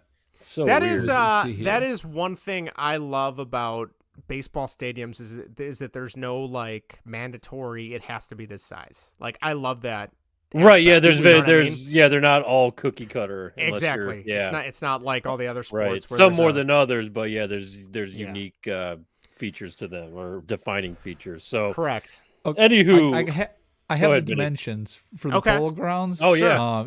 In 1952, it was renovated. The dimensions for that field, left field was 279 down the line, and it was 258 down the line to right. Okay. To dead center, it was 483. Yeah. To dead center. So yeah. Going from 279 to dead center is 483, and it was more of a 1, 2, 3, 4, 5. What's that? Hectagon or what's 5-sided? Yeah, hectagon shape. So yes, it was very interesting. Yes. Yeah, odd looking ballpark. Very odd. So I can see why it's your favorite, Justin. That's gonna be like a running gag now on the show. Is that I love it. Well, he does a New York accent perfect. So hey, everybody, let's grab a hot dog and go to the Polo Ground. Now I don't know what that was. I don't know if I want to hang out with this guy. No. Shit, you're lucky we're all related. Justin. East Coast Justin. Oh, East Coast Justin. Yeah, East Coast Justin. I don't know about that. East Coast Justin would go by like. I just noticed your shirt too, Justin. Oh, did you? My Hans hockey shop. I finally looked at it. Just got this today. Yeah, I'm a sucker. Really? Yeah, it came in the mail today. Oh, nice. Yesterday or today. So. Awesome. From beautystatushockey.com. There you go. All right. There you go. Shout out to them. Sponsor the show. Sponsor the show. Yeah. So I'd rather talk hockey than baseball. So. Oh, you don't want to talk. You don't want to talk Blackhawks hockey right now. Trust me, it's not good. Talk about my Flames. Oh, I'm watching their draft. They actually their names, but... they lost their best player today. So. Not good for them either. They're not going to be. They might not be a playoff team next year. Hold on. I got to get back to that later. But okay, all right. We'll talk. You're going to need a new team by next season. Yeah, shit. The fuck. Anywho, Anywho, yes. You guys want to talk some ballparks? Let's talk ballparks. I'm going to kick it off. So my number, I guess, if we're going by 5, my number 5 is kind of like it's. I mean, it's not really like a famous stadium. It's just more about the experience because when we're in the middle of winter here in Chicago and I'm waking up at 2 a.m. to do snow removal for 4+ hours outside in the cold, not a really happy camper. And then when baseball kind of kicks off, see spring training start, I'm just like, God, I got to make it back out to Arizona and the Cactus League. I love it out there. And I haven't been to Camelback Ranch yet, where the White Sox play spring training. And when I'm watching on TV, it just looks like the best thing in the whole world. Sitting out there on the lawn in the seats in the desert sun, it's about 78, 80 degrees or whatever. Grab a beer. White Sox are playing baseball. Very nice facility. I was at their old one, which used to be in Tucson. That was years ago, and had a fantastic time out there. But I would love to leave this dumbass, state in the middle of winter to go out to Arizona and watch some spring baseball out there at Camelback Ranch. So one of the first things that popped in my head. So that's definitely a baseball stadium and baseball facility I'd love to see, especially when spring training going on. So, and they got the Arizona. I was talking to my cousin. They have the Arizona fall baseball leagues out there too, where you can see a lot of the, the meaningful prospects and everything. So they play a lot of games there too. And he said, yeah, you can catch plenty of baseball there in the fall as well. So yeah, I think I definitely got to make it out there sometime. So Camelback Ranch for me. That is something every year, like Eric and I talk about, like, yeah, we really need to try and figure out a way to get out there. And it's great. Yeah. I would love to go out and see, obviously, working in education, it's kind of hard because it's like it's spring break or bust, bust. So, yeah. But yeah, so that is the problem. One of the problems is too is that it's getting expensive now. So because it's attracting a lot of people, whether it's Cubs, Sox, whoever it is out there, those tickets are starting to get pricey. The lawn seats you're probably okay with, which is what I would love to do anyway, because I've done it before and it's great out there in the outfield. But definitely got to do it, Justin. Oh yeah. No, I would definitely like to. So. All right. Nice. Vinny, kick it over. Yeah, go ahead, Vinny. I was going to say, Vinny, are you? Because I want to make sure how I should do my list. Are you doing a top 5 or just a discussion? No, I don't even have a list. I did not come. I thought we were just going to talk about stadiums. Yeah, so we can do it that way. We do that too. Yeah, I'm all for that. Fuck the list. But okay. The first one that came to mind when we talked about this was I thought vintage. Ones that aren't around anymore. Yeah. So the first one that came to my mind was the old Comiskey. My number one Park. Technically. Yep. That I would have loved to have seen a game there. That stadium, I see old pictures. That looks fantastic. I love how the second deck in the outfield is like right on top of the first deck, and it's like right there on the edge of the outfield. It looks fantastic. I really wish that they would have spent the money to renovate it, kind of like Wrigley. Not saying anything that's bad. Guaranteed rate's bad. That's a fantastic field as well. But I just love the older stadiums. So that was the first one that came to my mind was Old Comiskey. Okay. Yeah, for sure. Actually, I just parked in that. They still have home plate in Lot B over there. Yes, they do. Yeah. And when we went to the game a couple weeks ago, we walked right past it, which was neat to see. I'm like, oh man, there was like real nice ball, and I love guaranteed rate. No, nothing against that, but I'm like, oh, Old Comiskey. What I would have given to seen a game be played over there. So it's kind of sad. It's kind of. I mean, looking at the parking lot, all the cars out there, obviously all the ugly ass White Sox fans, like, oh, there was a beautiful stadium here at one point. Right? So all the ugly ass White Sox fans. Yeah, not a bunch of lookers, especially in Lot B. It's a weird spot. Shout out to Lot B. We love you over there. Yeah, prepaid parking. You got to prepay to park over there. That's a red lot. So oh god, don't you go out there? Don't you show up there with a parking pass? You are going to be stuck for a while, people. Oh boy. All right. Well, Greg, like you, I have a couple. I managed to come up with a couple. So this technically would have been my number 5, but one in general that is no longer standing. It has since been demolished. I believe in the early 2000s it was demolished. And that's the Kingdome. Like I loved the way that looked. The AstroTurf field, the like baby blue, walls. I can just think of so many like amazing catches watching highlights on SportsCenter of Ken Griffey Jr. like diving into the wall, and like 2 or 3 times him diving and breaking his wrist. Like so yeah, like I'm sure it was like not the greatest to actually go to. Like I'm thinking of Tropicana Field that I've been to, and that's okay. It's not great by any means. So I don't know how the Kingdome would have been, but there just seems like there was something really cool about that place. I've heard good things about, what is it, Safeco Field where the Mariners play now? Or was it T-Mobile at one point? I can't remember. But for some reason, like that stadium, when I've seen pictures, it just looks like, okay, it's just a decent stadium. You know what I mean? Like I don't have any interest in seeing a game there. Granted, like I like watching the Mariners from afar, but if the Kingdome was still around, I'd be like, oh yeah, if we ever make it out to the Pacific Northwest, I want to see a game there. So that is one that I still think about occasionally when it comes to baseball. So yeah, that's one of mine for sure. It's a popular one. So yeah. Yeah, no, it's just stadium you don't see like that anymore either, where there's kind of just like the cut, like you said, the AstroTurf, and that was like the super hard bouncy stuff too. It's not like the regular grass they have. I can't now imagine like playing out in the outfield and making a diving playing on a catch. tennis court or something like that, or almost, like playing like up the middle and like diving for a exactly. play. Like, oh god, that would tear you up so much. You know, and there was just a little patches of dirt where the to slide for the it. base runner. That was it. Not for your your fielders, but so that's definitely one that I wish I could have seen before it was destroyed.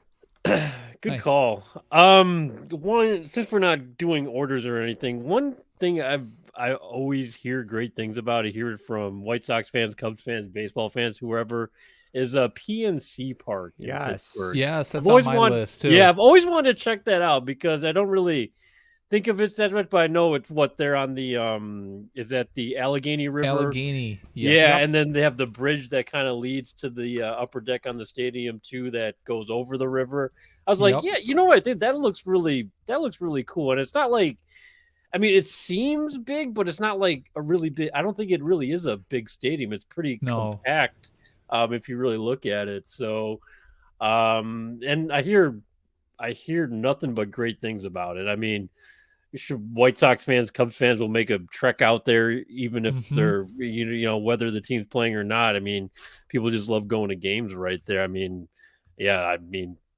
Pittsburgh Pirates fans, obviously, they're no good right now, but I heard the stadium is just a fun time out there. So it's something I've always wanted to check out. For sure is PNC Park. Yeah, I've heard that the way they have that set up where you just cross that bridge is like perfect. Like you couldn't ask for more. We're looking at it closer since we decided to do this. I'm like, let me look at it closer. I'm like, oh shit, yeah, it just goes right up there, So, and then in any kind of river backdrop or water backdrop's always always a sucker that's a win. Skyline in the backdrop. Is like perfect. Yeah. That's a win every time for sure. Yeah, for sure. Yep. Nice. Good call. That's good. What else do you guys got? What do you have, Justin? Vinny? Or am I next? You can go next, Vinny. Go ahead. Okay. Well, since you said PNC already, I think you said about as much as could be said about it. That's definitely on my list to get out to. Another one that's in function, I guess, or in commission right now that I would like to go to is Oracle Park. That's on my list. Yeah, that's on my list. That absolutely looks fantastic with the bay right there. Again, another water backdrop. Just the for recent history. In my lifetime, Barry Bonds. Playing there and just mashing balls out into the bay. I remember they used to have like a ticker on how many he would hit in the season in the bay. They had that over on the right field wall, I believe. Splash hits, but I think they called it. What was it? I think it was like splash hits. Now I think it's called splash hits because Barry Bonds isn't on the team, is long retired. But I know exactly what you're talking about. Yeah, but I would love to go to that stadium and see that one. So that one's on my list. Yeah, it looks like a fantastic stadium. And I know PNC and Oracle are like, usually if you look at the top 10 list, those are like usually like 1 and 2 or they're in the top 5. Yeah, those are some of the highly rated ballparks to visit or something. And it's like obvious that, why. I mean, they totally beautiful. Oh yeah. Yeah, amazing. Vinny, I think you nailed it because I had that too. That would have been number 3 on my list. But yeah, I had that. Just being able to look out at the ocean, like that is so cool. Like such a nice setup. And I know the bay. Sorry, the bay. Yes, it's this. Thank you. You know what I meant. That body of salt water. All right. Anyway. But yes, friend of the show, Herb Lawrence of CHGO. I know he just was out there at a Giants game. And I think I want to say he said he made a list of all the stadiums he's been at, and I want to say that might have been like bumped up to number 1. I want to say I could be wrong. Okay, but he raved about it. I said it was a great place, just a great place to see a game. So yeah, I would love to check that out. I know I have family that used to live in San Jose and San Francisco. I need to get out there and check that out. But one of the other stadiums I had on my list that was pretty high, and again, this is one that I just remember it's still standing. It's still considered a decent stadium, but I just remember it being iconic in the mid-'90s with this player because of what they did for him, and that's Camden Yards. Like I would love to see Camden Yards. That warehouse, which I think it's cool that it's not just a warehouse, but it's also like this. It's like the team's offices or whatever. It's like where a lot of the front office staff works. And I just remember as a kid watching Cal Ripken go for the Iron Man streak, and like as soon as you saw that warehouse, it's like, oh, it's Baltimore, it's the Orioles, it's Camden Yards, like, right?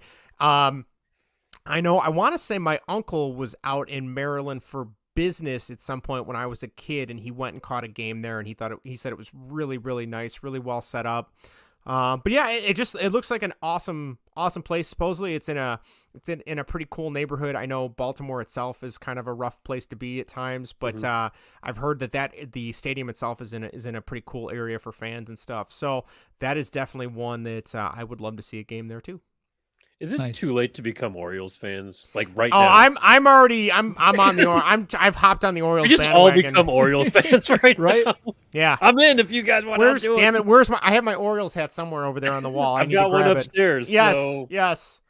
Get myself an Adley Rushman shirt. There you go. Like Give me who's their who's their center fielder? Cedric Mullins. Cedric Mullins. Yes, yeah, that kid. Good. That guy is awesome. He's awesome. Good. So yeah, that is Justin, definitely you need to be better at this. Come on now. I You shouldn't know. be stumbling over this I and being an know, Orioles fan. I know. What number does he wear? Oh God. Oh damn it, Greg. 29? 31.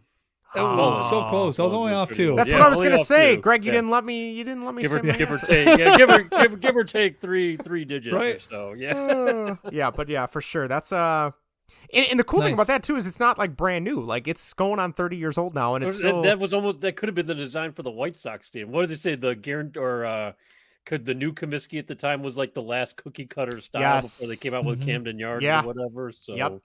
And they fucked with the wall in the offseason. I think the left field wall they actually they did. I think you're right, or something like that. And the Orioles are above 500 now or something like that. Makes you wonder. Makes you wonder what's going on. But so. One more I had on my list, and that was it's just more kind of recency bias. But I was out in Cincinnati, and they had Reds Braves going on out there, and the tickets were expensive as hell. Probably because the Braves were in town. Braves, Reds are no damn good, and that's a rivalry thing. But the Great American Ballpark looked really nice out there. First time in Cincinnati, real chill, really low key, relaxed, good people down there. There's the Ohio River in the background. I'm just like, you know what? I've seen pictures of it from the inside, obviously, but I mean, it's huge. By the way, I mean the stadium is massive. I'm like, I'd like to check out a game there. I looked at the seating map. They got a lot of interesting seating and everything over there. One thing I did hear is that there's no shade at the ballpark, unfortunately. So you will, you can get smoked over there. But it looked like a really awesome stadium. It's just kind of like in a chill area. Like I said, right there on the Kentucky border almost. So definitely would like to return there one day. Check out a Reds game. And that stadium is known for like being a small stadium, right? Like for home runs, isn't it? I'm not sure. Yeah, I don't know whether it leans hitter or pitcher. I always thought it leaned hitter, but I could be wrong. Yeah, it looks quite good there. Cubs hitters. I remember Starlin Castro hit his first career home run there, if I'm not mistaken. Yeah. So there you go. So I remember I was watching it in class or something. Correct. I was in community college, so we were all doing something other than paying attention to the boob at the front of the room. So, and not the good kind. So.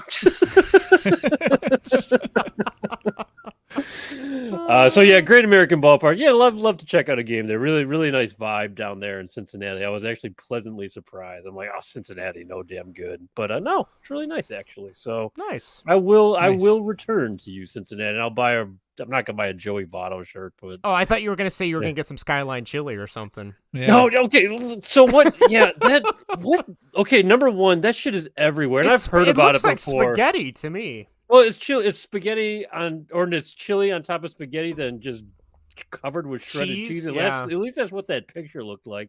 And I hear so many people say it's trash, and it looks like trash. Have you guys ever had it? I just remember the one time we Okay. went to Cincinnati and Ohio to visit your family, Vinny. And I remember every single sign for like the highway off ramp was Skyline chili everywhere. They love their chili, man. Holy cow! I don't want explosive bowels. No thanks. So. Not on the drive back to Chicago. Not on the drive no. back. Yeah, Right? we gotta pull over. Just wear a diaper. Where's the Cleveland Browns stadium? Yeah, be like that astronaut that drove like cross country. Oh God, yeah, that's right. Yeah, for like the infidelity or something. Yes. Like that. Yeah. Oh God, Like an astronaut, who gives a fuck? You get to go to space. Fuck the rest of us. Yeah, right. Losers here on At Earth. this point, so. I don't think I'd want to come back if I got to go. Yeah, to exactly. space. Long, Right. yeah. Seriously, stay up in orbit. It's more easier up there. Oh so boy. you just got to exercise every day. Yeah, You do in that zero anyway, G. Justin. That's so, true. Yeah. That's true. Yeah. Vinny, So you guys got any more ballparks you want to talk about? I do. I have two older ones that aren't around anymore. Okay. Yeah, First go one take it is away. Old Yankee Stadium. Oh, that's a good pick, Vinny. That's a good pick. I would like to see that. Especially. I mean, I know Justin. I said we can't talk history on this. We can talk baseball history on this. Yeah. But not the house that Ruth built, right? Yeah, it would be fantastic to see that. And just like you guys were talking about on the Pesky Report. When you come out and you see the field and everything, and just think about the rich history that's there, and all the great players that played for the Yankees. Everybody but Jeter. He's no great. But yeah, so old Yankee Stadium was one I thought of, and then also Ebbets Field. Was also another one I thought that would be good. Again, the history that's there, and it's a very unique field. With that right field wall, it just like jets out and like cuts across. Pretty much would be right center and center field. Yeah. It would be very interesting to see that today, and how hitters would. I mean, I feel like they would just mash on that short porch there. Talk about short porch when people talk about the Yankees. Man, Ebbets Field, they would just be hitting home runs. Rizzo and Shore would just dominating that ballpark. Oh, for sure. Those are, that's one, Vinny, I never understood with like the sanctity and like ceremony of Fenway and Wrigley and like all these classic ballparks being renovated. I'm still surprised, and granted, I don't know a single thing about what went on before it, but I was still shocked at the time that they demolished Yankee Stadium and built a new one instead of trying to renovate it. Like, do we know, was it just so beyond repair or so run down? Like, I was always surprised that they got rid of like a classic stadium. You know what I mean? I never understood why. Yeah. So yeah, I don't know. That's a good question. Yeah, I can't even remember. I know. Yeah. We'll have to reach out to some of our Yankee listeners who still listen to us, even though we bash them all the time. Right. One player. Only one player. Only Jeter. One. So I don't know. I have a couple. Do you guys want me to run through the rest of mine? Unless you guys got more. I have one more old stadium, but I'll let you run through yours. All right, I got two classic stadiums, and then I just got two more left after that. So 2 classic stadiums. Number 1, Tiger Stadium. Okay. I love the idea of an outfield with an upper deck that has seating. Like, I love the idea that it was just symmetrical. It was just the 2 giant grandstands with the upper deck and the giant pillars. As a kid, like playing like RBI 94 in MLB pennant race in the mid 90s, like that stadium was just so huge. It just went on forever. I want to say center field was like 550. It was in the 500s. I want to say dead center. Yeah, like I can't even imagine. Like I'm assuming like maybe Cecil Fielder maybe hit something to the left and to the right, but I don't think who the hell is going to hit a home run dead center at that kind of distance, So that one was really cool to me as a kid. I wish I could have seen it. I don't know how Comerica, ranks up against that. I know, Erica, my wife and Greg's wife went to Comerica to see Eminem. Mm-hmm. I don't remember if they said anything about the stadium. I'm guessing they didn't really even think about the stadium. They were probably just thinking about They probably Eminem. Didn't. No. Looks like a nice stadium. Yes. For Tiger Stadium, dead center was 440. 440. What was I looking at? That was 550. I'm sorry. 550? I was looking at something else. Oh, you know what? I think it was it maybe Ebbets Field or it was Polo Ebbets Grounds? Field. Okay. Ebbets Field dead center was 508 when it was first built in 1913. Okay. But get this, the right down the line on right field 301, and then down the left field line was 419 when it was first built. Oh my God! In 1913. Crazy. By 1948, when they had more stadium seating, it was 348 down the line and left, 297 down the line in right field, and now dead center was 393. So they brought it in a lot when they added in the seats and stuff in the outfield. But yeah, I mean that 297.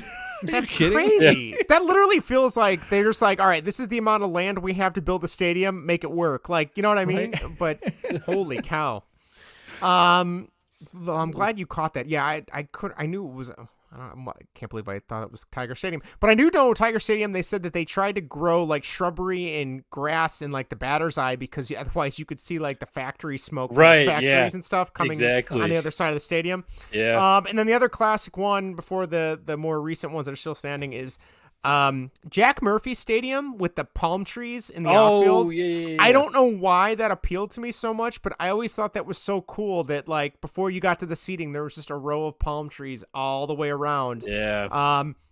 And apparently, I didn't realize this, that, you know, the Padres left, obviously, when Petco got built. But apparently, one of the San Diego colleges was still using Jack Murphy Stadium, or Qualcomm, or whatever they changed the name to. Qualcomm. Up until, like, 2 years ago. And then it finally got demolished. I think they demolished it. But, yeah, like, that was another stadium. Not, like, the coolest looking for optics in terms of colors and like design, but something about like just seeing like palm trees in a baseball stadium was so cool to me as a kid. I really liked that. So those are my other two classic ones for sure. Oh, nice. Great calls on all those. The last one I wanted to close with was a classic stadium. I'm pretty sure it's torn down now, but that's Forbes Field. Oh yeah, where the Pirates played, and even the Steelers I think played there too, or whatever. And they kind of had that ivy thing going on with the walls too. And it was odd shaped, but I mean it wasn't too crazy. But that's kind of give that. I mean, it's not like Wrigley vibes, but it's. I mean, you kind of have that ivy wall. It's just kind of like it's almost like a. It always reminded me of kind of like a big league, but like Sandlot style stadium. You know, just kind of like dropped in the middle of a park or whatever, because it had kind of a forestry, kind of just like suburbia backdrop a little bit. So it always struck me as just kind of like your ball field, just in your local neighborhood or something like that, except you're major leaguers. So I always like that feel, the ballparks. And I always thought it's also in MLB The Show, which I play games very often. I need to check some of those classic. Get your classic stadiums. It's a lot of fun right there. I still miss. They got the Field of Dreams now too. Oh, do they? All right, I really got to try that. I do the Cubs and the Reds in a like. How long do I want to put myself through this? Because both teams are so bad. I still remember like being so excited in MLB Pennant Race as a kid on PlayStation 1, being able to like change the baseball stadium on the fly. I wish more games. I don't know why I liked that so much, but oh my God, I forgot about it. I think I might have told the story. My parents, you know, they would sit down and play a game of baseball with me. Mostly my mom would play baseball on PlayStation 1 with me, and she would get up to like go get something, and I would change the stadium on her for no reason, just because I liked. And she's like, "You change it back right now. You're trying Put to it like in the Polo Grounds." Yeah, she's like, "You're trying to cheat. You're going for a shorter stadium to hit home runs." You know. I'm curious, the last one I'll say before we wrap up, and Vinny, I think you've been to this stadium. Greg, I don't know about you, is what's your guys' take? I would love to go to Fenway just for the history. Yeah, I would love to go to Fenway. And Vinny, I know Vinny's been there. So. Vinny, what did you think of it when you were there? It was great. I mean, it's like going to Wrigley. Sure. Yeah. But they got it's really nice the way they renovated it. It's like renovated Wrigley, not pre-renovations Wrigley. Sure. They were the first to do like the renovations on the historical stadium. It was great there. You can't get on the big green monster. You actually have tickets there. They have security guards. We tried to get on there just to get pictures. Yeah. We went out there for our not anniversary, but our honeymoon. We saw a game there. It was really fun. They have their bars set up like right next to the stadium, kind of the outfield, if I'm remembering right. That it was kind of on the outfield where they have the road closed off, so it's easy, walking is accessible. And I don't even know if it actually is a road. Maybe it is. But yeah, they had, you can walk down there, go to the bar, and then walk right across to the stadium. It's it's a great stadium, great old stadium. And the renovations were great. I know when we went there. It was before they did the renovations to Wrigley, so it was kind of like, oh, this is what they're gonna do to Wrigley, and it pretty much was like, Wrigley looks pretty much just the same, keeping it old looking, but it's obviously newer, cleaner, not falling apart. Yeah, modern amenities and stuff. Yeah. Yep, and it was a great time. It was a fun game. The Yankees I think they had just been there the night before, or they're going to be there that weekend, and it was fun. I think we saw them play the Rays because it was a hell of a lot cheaper than seeing the Yankees play the Yankees. I think at the time the Rays weren't doing well, so it was like a $50 difference in ticket prices, and I was like, yeah, we're gonna go see the Rays play because I know you don't care about seeing which team plays. So we did that, and it was a lot of fun. Good game, nice. And great stadium. So what was it? What's the Fenway Frank? Not a fan of it. It's overrated to me. No, really? If I remember correctly, it's just like white bread around a hot dog bun. Ew. Or around a hot dog, not a hot dog bun, but a hot dog. Oh, using white bread for like a hot dog or for like a hamburger used to bum me out. I can't do it either. I can't do it. I still can't do it. Can't do it. Ashley does it, but I can't do it. No, nothing beats a piece of bread. I can't. Nothing beats a Chicago dog. Being a Chicagoan, I can't do it. So no. It's just like a piece of white bread. I'm looking at what a Fenway Frank is, and it's just a piece of bread around a hot dog. Oh, yeah. Disappointing. It was I was all excited because I had no idea what a Fenway Frank was. Oh, I'm gonna get a Fenway Frank when we get there. I got him like, oh, this is just like nothing special. I make this at home when I don't have buns. Oh, they actually sell Fenway this guy Franks put ketchup on it. Prepackaged Get off of Google Images here. Well, I'm sure the they make the hot dog a little different. Yeah. I'm sure different. Oh God, yeah. This just looks like they toasted lips and some assholes bread that they use. Exactly. Oh, it says they now have. Oh no, I don't know if that might not be it.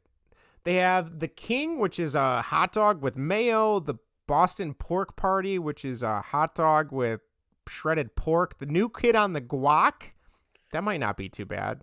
Okay. Tomato, guacamole, Fritos, and the hot dog. A dirty sock, which hot dog. It looks like called a dirty sock. It looks like a chili dog. And then there's the Yatzer Not, which I don't even know. I'm assuming that's something like with German stuff on it because they call it a Yatzer Not. But oh God, they have a ton. They have the Mac dog with mac and cheese, a hum dog with hummus. That just sounds dirty. Why does that sound dirty, Justin? Got a problem with hummus? Right?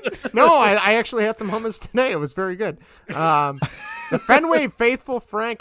Is that got ham on it? I think. I don't know. No, thank you. All right.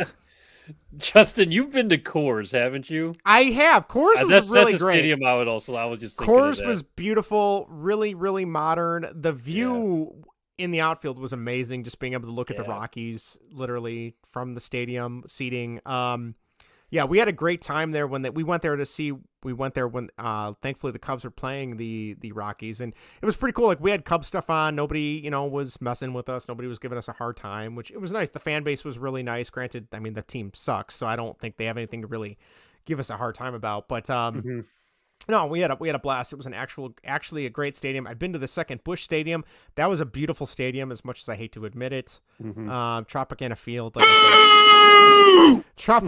like I said, was kind of it was an interesting experience. That dome just looks terrible. The lighting in there is not good. I was going to say, if they fixed the lighting, I think they'd have that and the catwalk and the ceiling was kind of weird, but yeah, I think those are the only ones I've been to. So, and then obviously Miller Park or First American or whatever the hell it's called now in Milwaukee. First American, I think. Yeah, it's a nice stadium.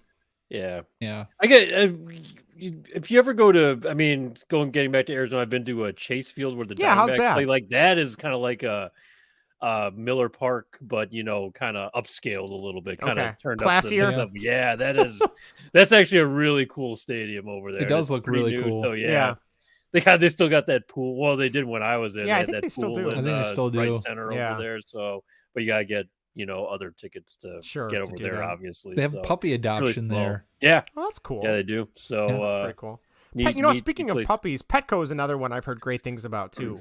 The store or the stadium? The store is fine. The stadium is Petco Field or Petco Park. Petco Park, yeah. That building they have that literally hits the left field line. Yeah, I love that. Yeah. And I know that was a stadium that was originally more pitcher friendly, and then they moved the walls in quite a bit. From what I heard. That's where Bartolo Colon hit his home run. That's off a right. Big game, James. So hit that building over there. Yikes. Yeah. Of all people, of course, it'd be him to give up that home run. Yep. And he was trying, so he was trying his damnedest. And Bartolo, that just happened on accident. That's the worst part which makes about it even better. So yeah. All right. You want to get to some of our listener write-ins right over here? Sure. We got a pretty good amount of submissions here. Yeah, we did. I'll kick it off with Dave. Is that our guy Dave? That is our guy Dave, yes. Wrigley is definitely my favorite MLB ballpark that I have visited. I would like to go to Fenway Park and Dodger Stadium someday. Yep. I'm down for all those. Chavez Ravine, if you didn't have to deal with the parking, I've heard the parking is horrible at Dodger Stadium. Yeah. To be clear, I would like to go to every MLB stadium. That's one of my, that's kind of just like one of my things, even the Oakland Coliseum if I have to. But hopefully when I finally do my tour, they have moved on from that. Maybe they'll move to, there was talk of them moving to San Jose for a little while. So. Right. Yeah, but go there. Play something a lot nicer than that place. So yeah. Yes. All right. I can go next if you want. Let's see. Who do we have here? We have Colleen, former coworker of mine. She actually said she headed to Fenway last Sunday. I know they really enjoyed it. That was awesome. That was one that she was looking forward to checking out prior to her going on vacation there. So there you go. Awesome. Nice. Sean writes in, Dodgers is awesome, way up on a mountain by itself. Also, it has a cool old school vibe. Bonus points, it's where Paul Walker test runs his car. I know exactly what he's talking about. The very first, this is the very first scene. Yes. Is that first or second? It's second scene, because the first scene is them robbing the trucker. They're robbing the trucks. He's in a green Mitsubishi Eclipse. With a spoiler, and it's got like an eagle-looking vinyl on the side. Mm-hmm. It's just like, a dream car. Oh, that was one I wanted as a kid. Yes, I can tell you. Chris writes in, want to see Fenway. Yeah, I would like to too. Definitely. For sure. Worth it. Let's see. Who do we got next? My mom, Robin, wrote in. She said the only one she's been to is Wrigley, but she would also like to go to Coors Field. I know she is one. We've tried to make like a plan to go see a Cubs Brewers game at First American for like the last 10 years, and it always falls through. But Coors is excellent. I highly recommend Coors Field. Awesome. Nice. Lynn writes in, love Wrigley, been going there since I was a little girl, used to go with my dad and sister, good memories always. Yes, Wrigley is a great stadium. Although it's not ADA compliant, it's still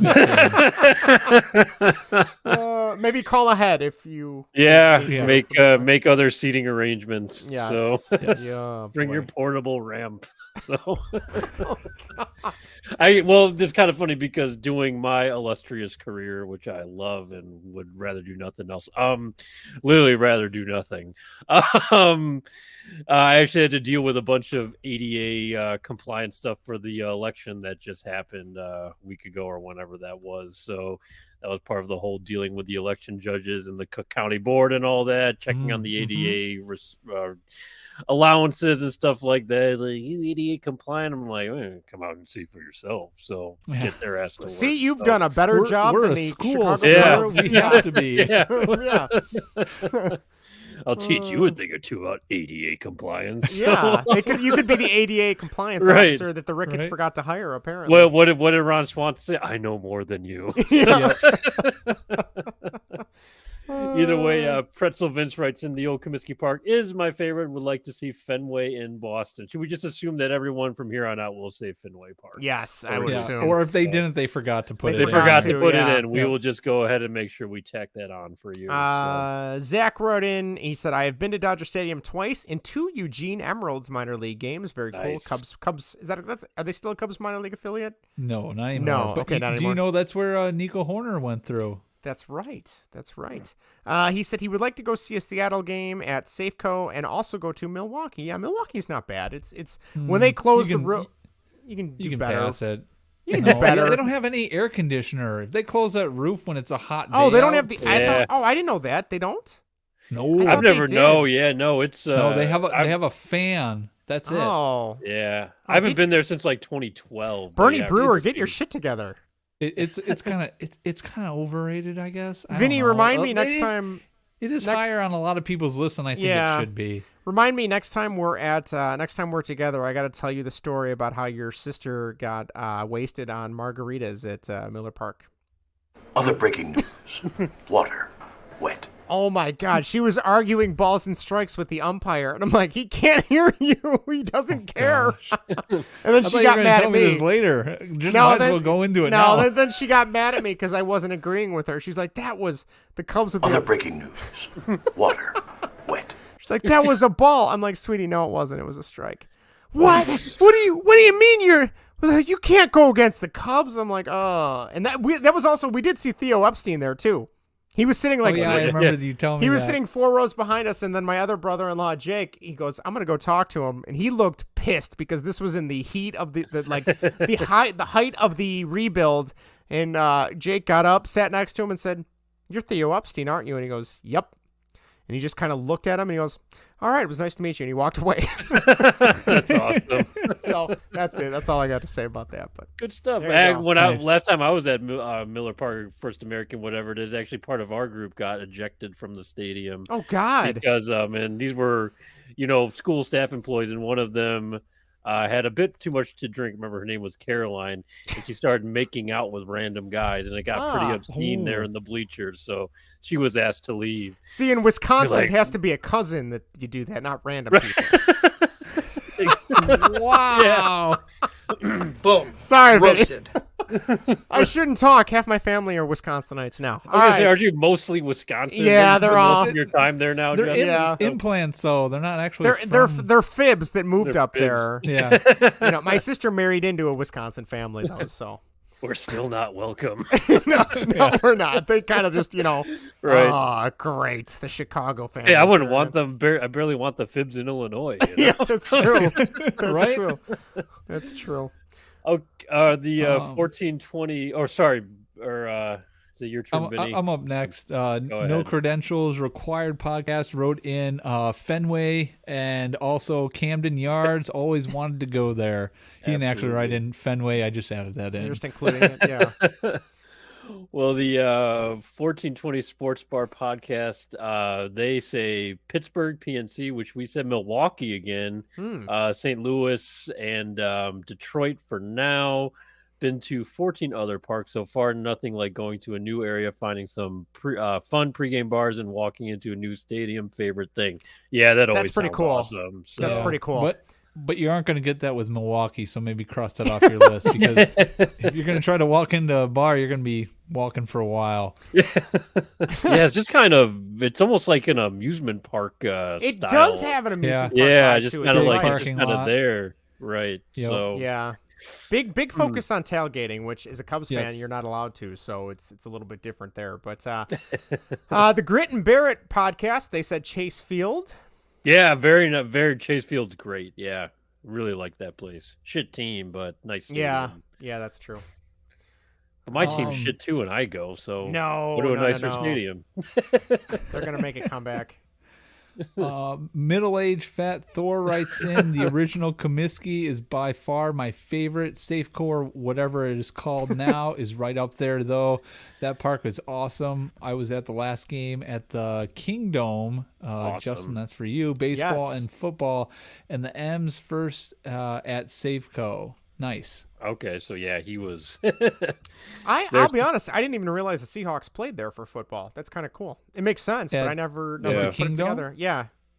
Oh yeah, I guess I never really thought about it either. I never put that together. Yeah, and then lastly, I guess we got Kevin Wilson, from Belly Up. He said Coors Field too. Good stuff. Cool. Great submissions, guys. Yes, thank you everybody. Hopefully we can make it to some of these stadiums someday. So if anything, if it was like a group trip or something, I'd say Pittsburgh. I think that's the most. I think that's probably the quote manageable if it's going to be on the road. So hopefully one day. So. One day, I like it. Yeah, as the kids get older, it'll be easier too. That'll be a good thing. Right? Yeah, we can just leave the rest behind. Or I was. That's not what I was thinking, but yes, I suppose that works. That's what I was babysit. Yeah. Or I was gonna say the three of us just go and we hit a. That's what I was thinking. Right there. Oh, there we go. And we, now that we have a little bit of pull with some of the minor league teams that follow us, we could maybe broadcast from the minor league stadiums. Get comped a room. There we go. Oh, Greg, we don't have that kind of pull. I'm thinking they'll just let us set up. Hourly motel. By the time charged by the hour here. Oh, do you have the corner where the bed vibrates? Right. Oh man, why are there mirrors on the ceilings? On that note, oh yeah, Justin, give me a quarter.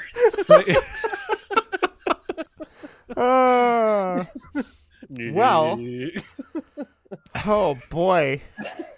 All right. I don't know what else to say after that now. I feel like we've I think we can wrap up, Justin. We can wrap up. All right, fair enough. Well, if you're still listening or still watching, thank you so much. We appreciate it. Again, find us on youtube.com/baseball and whatever. Like, share, subscribe. We're up to 111 subscribers, which for us is incredible. So thank you. Find us on Twitter @baseball and what. I don't know if you guys noticed, we are up now to 700 followers on Twitter. People actually care. Look out. What we have to say.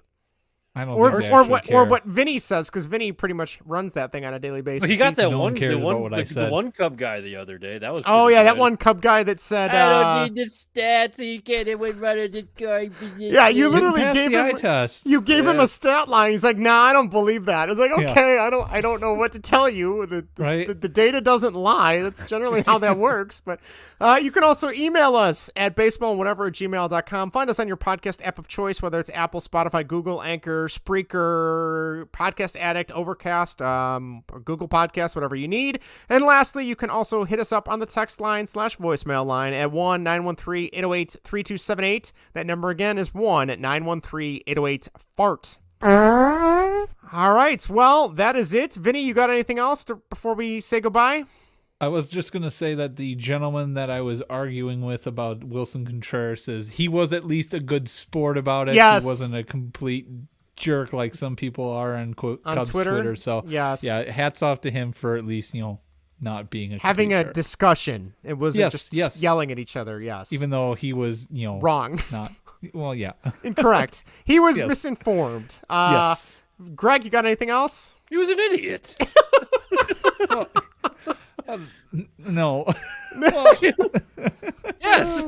Plain and simple. Sorry. All right. Well, on that note, we will be back next week with more fun and frenzied discussion on the Cubs and White Sox, and maybe the Bears will do something stupid next week we can talk about too. So feel free to stay tuned to Baseball and Whatever. Have a good weekend, everybody. Take care. Take care, everyone.